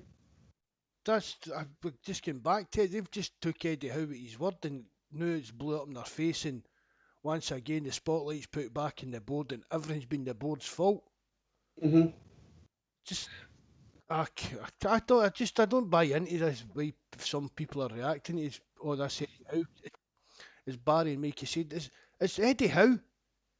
It's not as if it's Pep Guardiola or Mourinho that's turned this down. It's well, considering how fast football moves, Mark, and how like the Champions League qualifiers and that long away, like, are we under pressure now to get the right players in and get the manager's philosophy into the club, or do we still have time for that? As I said the other night, Paul, don't think we can forget about the Champions League this year. Mm-hmm. But some fans won't, Mark. Some fans will, or if we don't qualify for the Champions League qualifiers, some fans are going to, but they'll be on. They're going to be on Populist. His name is Big Ange is back as well, aren't they? Oh, get Brendan Rodgers with that red imps. Mm-hmm. You beat off of them, but our main concern, our main aim next season is to win the league. Mm-hmm. We'll be in Europe. We'll be in the Europa League, I think, and that'll do is we'll make some money off it, and we'll play against teams that we're maybe capable of beating and getting a good wee run together, hopefully. But our main aim next week is to get back to winning in Scotland. next season, is to get back winning in Scotland and winning the league. That's what our main aim is. Everything else next season is a sideshow. Mikey, would you agree that maybe right off the Champions League qualifies, considering where we are now? No, I wouldn't say write them off. No, like it says, if we can get qualified for the Champions League, then great. If we get qualified for the Europa League, I mean, I prefer the Europa League in aspects of watching it. Like, I'll sit on a Thursday and watch the Europa League over the Champions League on a Tuesday and a Wednesday. But what Mark says there, and what everybody else will be, the bread and butter is getting back to winning in the league. That should be the main focus, is getting the league title back in a cup next season. At the very least, in my opinion now. But going back to what we were saying again regarding Eddie Howe, and it is Eddie Howe. If this was like Lucci and Favre, or Ralph Rangnick, or Jesse Marsh that had turned us down last minute, that would have been devastating. This isn't devastating. Like it says, but we need to get a manager in now, tomorrow, Tuesday. Otherwise, we're just going to end up in a worse mess than what we're actually in. I was looking to say, put my own views and stuff, how I can see stuff, and my views are the same as yourselves, like the way Celtic are doing. But I just want to say this: my own view of Celtic is that I'm worried for the club. I've been a supporter of Celtic all my life, and at the moment, I believe what's happened at Celtic has been one of the worst moments that I've been supporting. The board, they seem to have no vision, no plan, no passion from the lads sitting around the table, and their decision making has been atrocious over the years. And at the moment, it's really sad for me to see how fast our club has been falling, more so this year. Would you feel similar to the way I feel, or is it just me? Or no, you know what, Paul? I don't think you can disagree with anything you've just said there.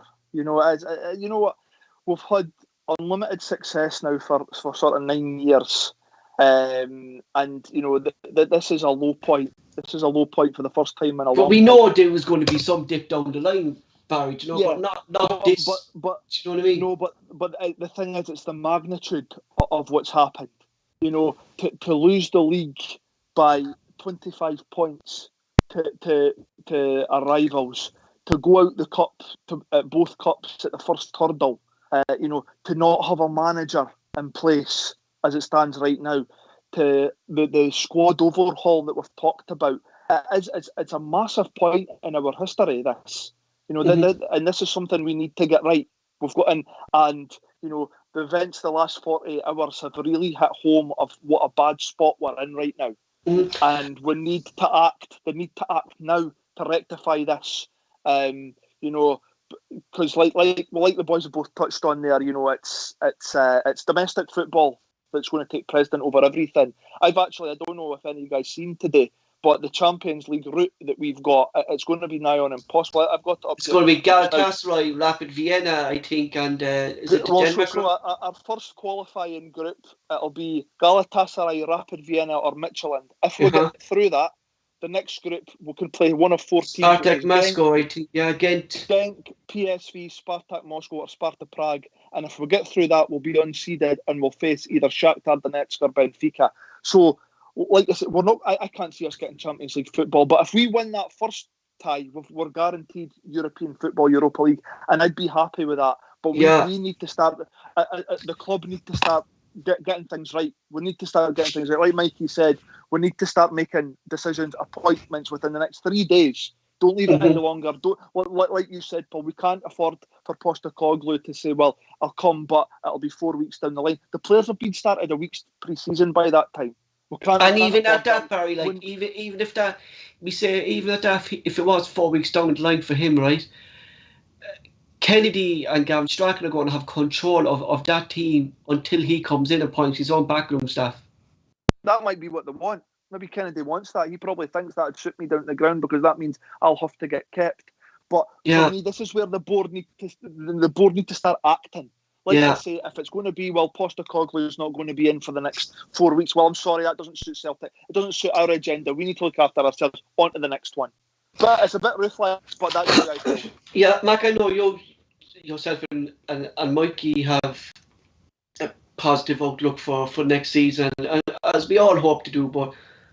But you must be hurt now to see how far Celtic have fallen so fast in the last couple of years. You know. Well, as I've said before, Paul, I've spoke about problems behind the scenes for years. Yeah. And it's just now, because we lost the league in that last season, now it just seems to have came to a head. But these problems have always been underlying at Celtic for as far this disconnect with the board and the fans. That's been going on for as long as I can remember supporting Celtic. And as we spoke about earlier, every other club, nobody likes their board. No football supporter likes their board.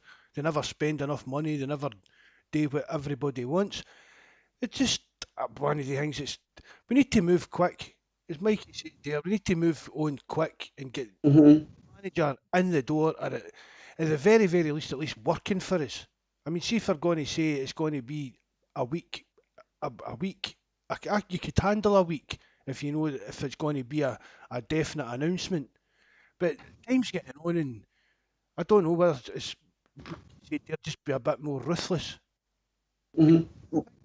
Although Peter Law's a shrewdy, I think maybe that was maybe a good thing to say. We weren't ruthless enough a lot of the times. We kind of played the long game, and look at this McGinn. No, Lowell thought that he had him in the bag just because he was a Celtic supporter, and that backfired. Maybe with Dominic McKay coming in, that Celtic will learn from their mistakes. You know what I mean, Mike? It's just strange how long it's took to get a manager in. What, like, says, I don't know what I over it, but like Neil Lennon got sacked in February. Eddie Howe's been out of a job since what? Start of last season. So again, the red flags were there well before 40 hours ago, or whenever it was. But they need to, like you said, they need to get somebody in next week, because you need to get a manager in to assess the squad. And again, we've not got much of a squad with what's there, but we still need somebody to come in and actually have a look at the players that we've got. And players who he wants to bring in with the director of football, like all these negotiations need to happen as well, like, you know what I mean? Like with the new manager coming in and that, like, even though a lot of the chat and all that keen on him, but he might be a personality that I am not actually take to, and they managed to keep him for another season. No, what I mean, like he says, there's again that might be too positive coming from me, like, but I'm just hoping for like there's got to be a manager in next week.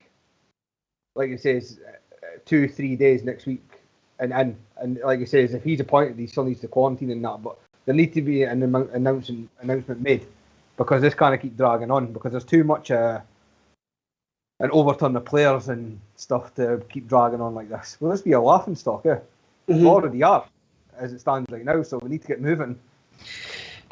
Is it time for new investment? Is it now time for Dermot Desmond to move on, Mark? Well, the thing about investment is you want to get down the route of what Rangers have done. There's only so much money that Dermot Desmond or anybody else could invest in Celtic because of financial fair play rules in Europe. 30 million, you're allowed to, the board, your director's allowed to put, I think it's 30 million over 5 years, just off the top of my head. So, I mean, £30 million a lot of money to Celtic. And is that just out of Desmond shares then, or can more shareholders put in money to transfers, Mark? Or is that the limit that they can put in? That's a total. Your shareholders can put in. I'm sure it's 30 million over 5 years. And again, you can probably jiggery pokery a wee bit and get away with the odd wee dodge over things like that. But we're not wanting to get down the route of, as I said, like Rangers, and just piling on share issue after share issue. And I don't think that's the route to get down. Celtic spend Celtic's money, and that's that would eventually catch up with you, Mark. Do you know what I mean? Definitely, it's happened even down to teams in England over the years, and that. They've got their own They've got their own financial regulations that they follow, which are quite similar to UEFA. But I've never wanted Celtic to become that kind of club. Do you get what I mean? I don't want Celtic to be relying on Dermot Desmond to run. Celtic should, for our market in Scotland, we make our money and be the top club in Scotland. We should be, I've said it for years, we should be aiming to get in the Champions League, and then if qualification gets through, we drop down to the UEFA League, the Europa League, and the odd time we'll qualify in second place for the Champions League, but I don't think that will happen often. And Celtic should be making plenty of money to be at the pinnacle of Scottish football. We shouldn't need more. But I've said it 100 times, Paul. We spend money wisely enough. That's it. That's it. The main problem. That's it. Barry, your thoughts on Desmond out at the club? Well, I've mentioned previously, I like the fact that we have a kind of representative. But I need to be honest. I stand by my opinion and my belief that I don't believe we'll move forward under the current regime. I don't see us making progress. I don't see us moving forward on any kind of level, especially the European level. So whether that be maybe a different person comes in to take over from Dermot Desmond, a guy that's equally as astute, that can take the reins and maybe have a vision beyond what our current vision is. Because, like I say, I don't believe that we'll make the progress that we should be making under the current regime. So for me, whilst I don't dislike Dermot Desmond, I think maybe it's the time for somebody else to take those reins and maybe take us in a different direction and make us realise our potential. Michael? Mike, you there?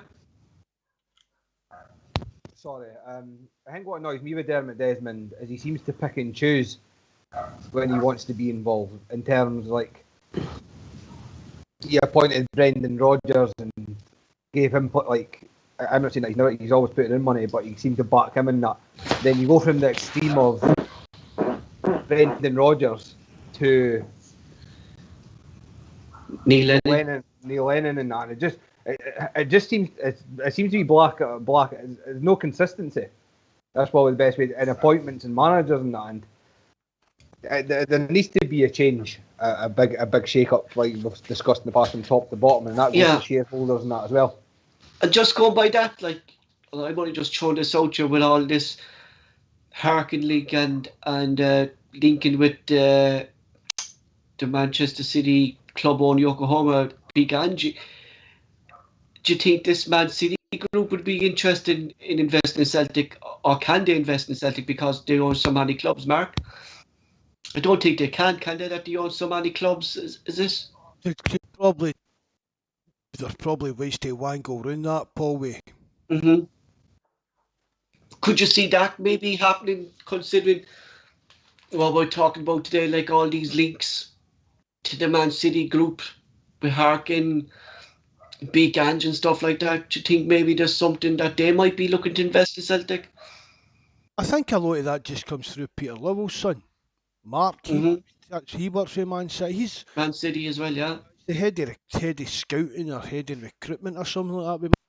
There's something there actually, Mark. We're all going on about Harkin. Could it have been Lowell's son that gave the name of Big Ange to Celtic? Well, it could well have been. Because I actually didn't think of that just until you said it there. That could have been the name, and if that thing like does. But see, like if they wanted to buy into Celtic or whatever, it would just come under another name. Do you get what I mean? Rather than be under like the Man City group or whatever, it would just be under another name to get round about regulations. Because I think there's a different kind of name they have over in some other countries as well. Like they're not necessarily called the Man City group. Like there's different names to their ownership, what they own. Like, you know what I mean? You know. Well, the Man City group, they currently own nine. Or they've got percentages in 9 football clubs. Obviously, that own 100% of Man City, 100% Melbourne City in Australia, 100% Montevideo City in Uruguay, 100% Lommel in Belgium, 80% in New York City, 60% of Mumbai in India, 44% of Girona in Spain, 30% of a Chinese club, and 20% of Yokohama, and then 100% of Troyes in France. So but would you like an investment group like that owns so many clubs? Like, because if they went bust, like, considering they own so many clubs, like, you could be in dire straits then. Like, we seem to be relatively safe with Desmond. Like, and I agree with you that things have to change and no investment has to come in. Like, but would you like a group like Man City to take over at Celtic? I wouldn't personally. That's just me. I wouldn't either. No. Because we'd be like another kind of club in their group, like Mark. Then, isn't it? You know what I mean? Would still be like a second thought to them as well. That's it. Like Man City is their number one club. They based all their clubs on the Manchester City model. When I was reading up about them, like, so. Like I said earlier, I don't want to be a club that buys your history. You want to earn it. Mm-hmm. You know what I mean? Like, I don't care what anybody says. That's what that's the way they kind of run things, isn't it? Kind of buy their way. City, like says, they've bought the Premier League title. That's all they've done. Mm-hmm. They've bought their history, and like you said, I don't know what like Melbourne City and all the other clubs. Now, I don't want to be part of a Celtic of their own club. Man City's started off with Masons. That's who started at Man City. What's that, Mark? Sorry. Look, the Masons. It was the Masons that started Man City. And it's even their strips Masonic blue. Barry, would you be interested in a group like that running Celtic? The Masons? No, the fucking. No, not one bit. Not one bit for me. But bad enough with Tories in it, but never mind the Masons coming in. Jesus. No, I don't like these groups. The thought of them. For me, it's just hobbies for these guys. You're never going to be number one from. So you're not. And they would drop you as soon as like. But where I was thinking of, is maybe. For Dermot Desmond to move on, for someone maybe similar to him. First and foremost, Dermot Desmond is a businessman. It's all about money for Dermot Desmond. And you know what? As a businessman, rightly. Mm-hmm. He's also got an affiliation with the club. He knows the club's values. He knows the club's ethos. He's a Celtic supporter. I just think maybe now's the time, or within the next sort of few years, is the time for Dermot Desmond to move on, and maybe somebody to come in his place. Somebody similar to him, not some foreign guy, not some guys like the Man City consortium. We know someone like that will come in that knows the value of the club and stuff like that. I don't like that idea, but somebody that comes in and has a vision for Celtic, that they see what they want, a plan, a 5-year plan, a 10-year plan, 20-year plan to take us forward, to take the football club forward and progress the club, because Celtic's got massive potential. Our fan base dictates that we have a huge potential in European football, but there's certain restrictions. TV money will stop us progressing. But if we can have somebody that comes in with a vision and idea how we're going to progress, I would like to see that happening. But I certainly would like to see a consortium come in, a foreign consortium that just sees us as a bit of a hobby for a couple of years, and if things aren't working out, you know what, let's just get rid of this lot. That would be my thoughts on it. Because I remember asking JFP after the Rangers defeat in the Scottish Cup, like, is Dermot Desmond up for the job? And he said it depends. The only question you can ask that for is Dermot Desmond, and we'll see by his appointments and stuff like that. Like, at this moment, I'd like to get JFP's opinion on that, maybe on the forum or anything like that. But at the moment, I would like to see a change in Celtic, because I don't, as Barry said, I can't see any. I think Dermot Desmond ran his course with Celtic. He's done what he could for the club. He's given us a lot of success for the club. I just think he's run his course, and that we came to an end of a road with him, and we need fresh ideas and stuff like that coming in, Barry. See how you say about JFP had mentioned about it could be judged on his appointments. Whilst I'm not judging Postecoglou, it's a very left field appointment, and it's certainly not a statement appointment. It's not like exactly. He made a statement with Brendan Rodgers. He the whole. He made a statement. He made a statement of Martin O'Neill as well at that time, didn't he? After the semi-final, the Rangers directors laughing at the Celtic directors, he made the statement. He says, "I'm not wanting that to happen again." He went and got Brendan Rodgers in the door. For me, like I say, we'll not judge the guy. He's not even in the door yet. We don't know if it's going to be him, but. Postecoglou is not a statement appointment. So does that tell you, if you're judging it on appointments, does that tell you maybe that Desmond isn't in it? Because if he went and got some, I'm not even going to say Eddie Howe's a statement appointment, but if he went and got somebody like a Ralph Rangnick or a Jesse Marsh, or even a Lucien Favre. If he'd went and got, for me, that would be a statement appointment. These are guys with big reputations on the European scale. That would be a statement appointment for me. So if you're judging it on statement appointments, I don't think Postecoglou is a statement appointment. Going by that, Mark, like what we were speaking to JFP that time, and that was a valid statement. He said like that the only person you can ask is Dermot Desmond, and he'll show his cards in the next appointment. Going by that, do you still think maybe he's run his course in Celtic? No, I don't think so. I really don't, Paul, because for me, Desmond appoints people to run his businesses, and that's what he done with Peter Lowell. Lowell failed. The next thing is quote unquote retiring. Do you think maybe he was pushed into his retirement? Maybe Desmond knew there was a change needed at board level? Definitely. I don't doubt for a minute that Dermot Desmond made the decision that it was time for Peter Lowell to Well, Dermot Desmond said in a statement he tried unreservedly to stop Lowell from going. Whether that's true or not, I don't know. But he said in his official statement he tried on numerous occasions to talk him out of going. That could be a smokescreen. I've read that, but I'd take that with a bit of a pinch of salt. I mean, Dermot Desmond's not, but if one of his businesses is failing, he's going to take action. He's that type of guy. He's proven that with his track record. And I mean, people going. I mean, Dermot Desmond doesn't own Celtic outright. He's only the majority shareholder, so you've got to take that into consideration. It's not as if Dermot Desmond could turn around and we're talking about that financial fair play, the 30 million limit. Give them the £30 million, then whatever money they're making, share dividends, it's all to him. You know about Dermot Desmond, no spending. Looking at it as Dermot Desmond spending money to make other people money, that's never going to happen. No, Mike, have anything to add to that, or Barry?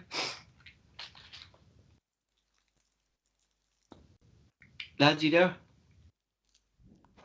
Oh, sorry, was that? Yeah, anyone might have you anything to add to that, like that? He's only left put into what he can, like really, like in this, and he's not going to break into his own thing and make other people money as well, Barry, isn't he? Yeah. No, I get that. However, what I would say is, like going back to the appointment, you know, there's no doubt Celtic last season failed dramatically. You know, it was a real bad season. So, you know, would have him realising that and then going out and, like I say, making a statement appointment, that might have been, because like I say, I'm not downplaying Postecoglou. I'm not, but it's not a statement appointment, Postecoglou. But like I say, very few people would even heard of him up until Friday. I certainly never. Going by what Mark was saying there, that Peter Lawrell's son is involved in Man City, it's kind of making sense to me. Like I'm just trying to make sense of all this. Like maybe he gave Peter Lawrell the name of this guy, and Dermot Desmond again fell back on a Peter Lawrell's decision, and with Dominic McKay being new in the club, they went by Peter Lawrell's advice. Barry? Well, we just don't know. Yeah, you know, that's the thing with Celtic at the moment, isn't it, Barry? We just don't know. I said earlier in the podcast, I mean, the Postecoglou name, where has it come from? Has it been Fergal Harkin? Was it mentioned 6 months ago? Yeah. But, you know, it's come from nowhere. You know, no, like I say, I would have said probably 99% people had never heard of Postecoglou up until Friday. And even on the podcast on Friday, I don't think it was given much credence, to be honest. You know, we weren't even mentioning him. Even though he was the bookie's favourite at the time, we weren't mentioning him as a potential candidate. Because me and Mark was still mentioning Ken, but when that came in, that Eddie Howe wasn't taking, the first thing that came into mind in your head, Mark, was Keane. Oh, we've said it before. I always thought Keane would have been Plan B.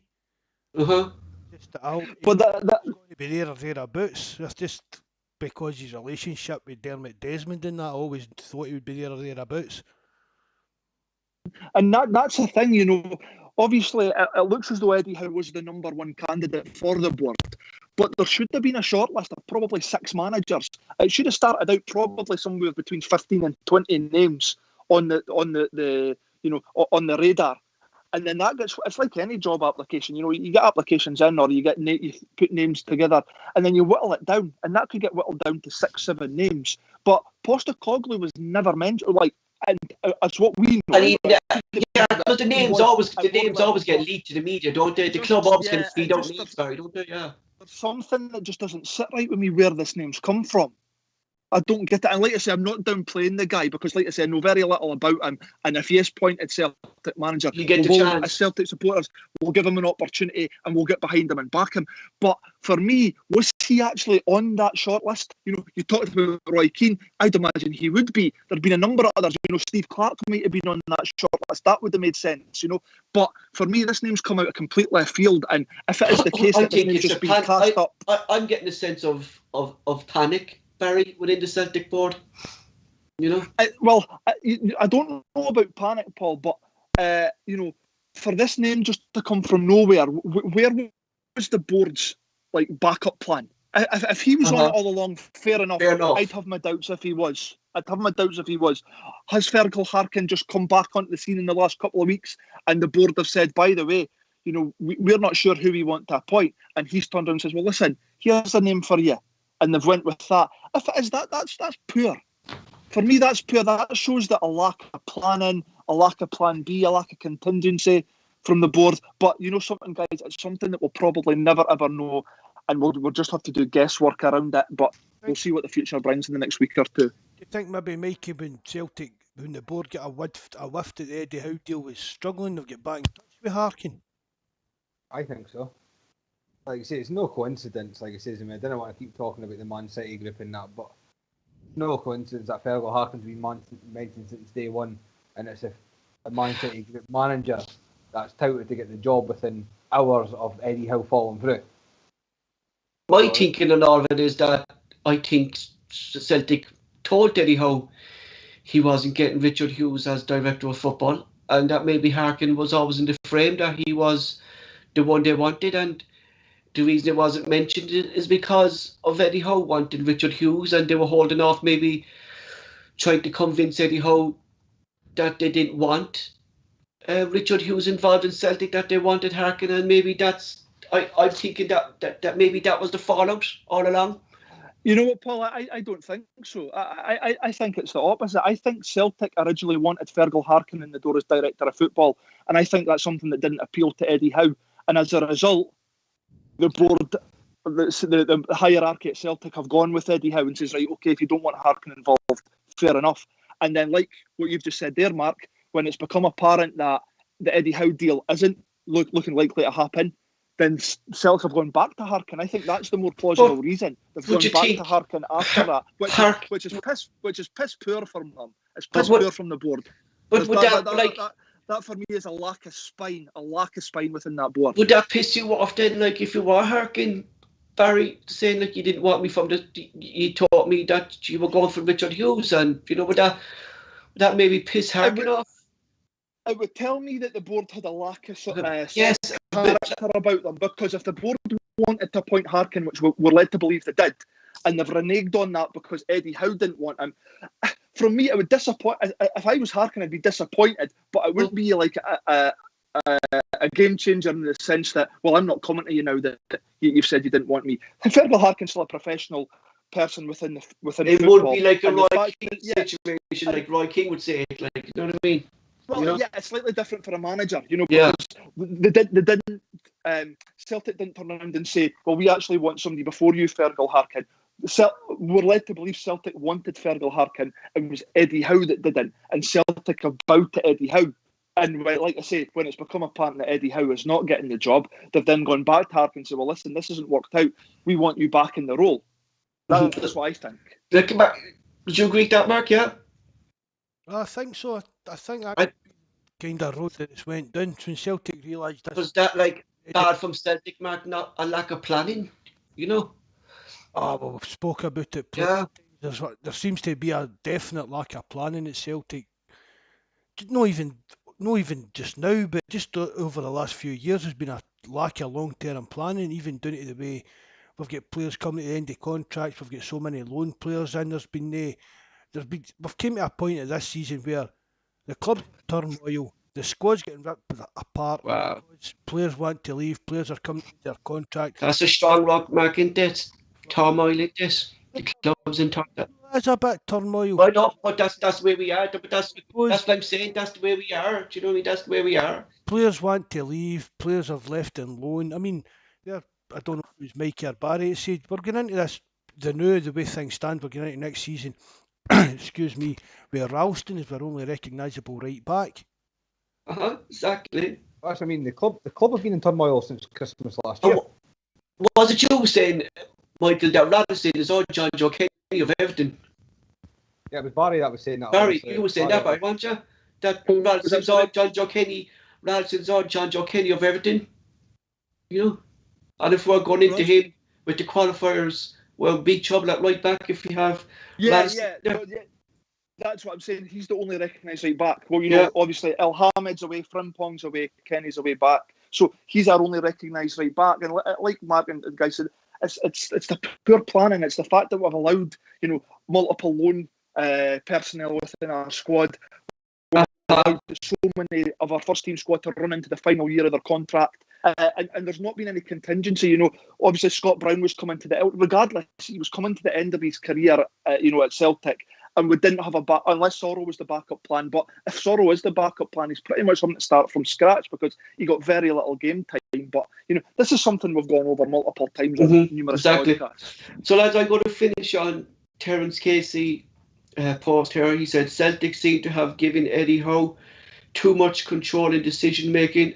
I know it's blown up in our face. That's all from tonight's thoughts. For myself to Barry and Michael, thanks very much for coming on. If we do have an appointment in the next couple of days, and whoever the Celtic manager may be, I'm sure Barry and Michael will join us to talk about the new management. For myself, thanks to you guys in the live chat. Mark will now close the show. Right, thanks very much again, Paul, just for everything on here and behind the scenes as well. Thanks to Mikey and Barry for joining us again. They're brilliant every time they come on as well. And everybody that's tuned in to watch us, thanks very much. We're over 400 subscribers, which is absolutely fantastic. But spread the word. Get your pals and your family to subscribe to the channel, and remember and hit the thumbs up button. Good night, lads, and God bless. Thanks again. Cheers, guys. Bye, lads. Bye.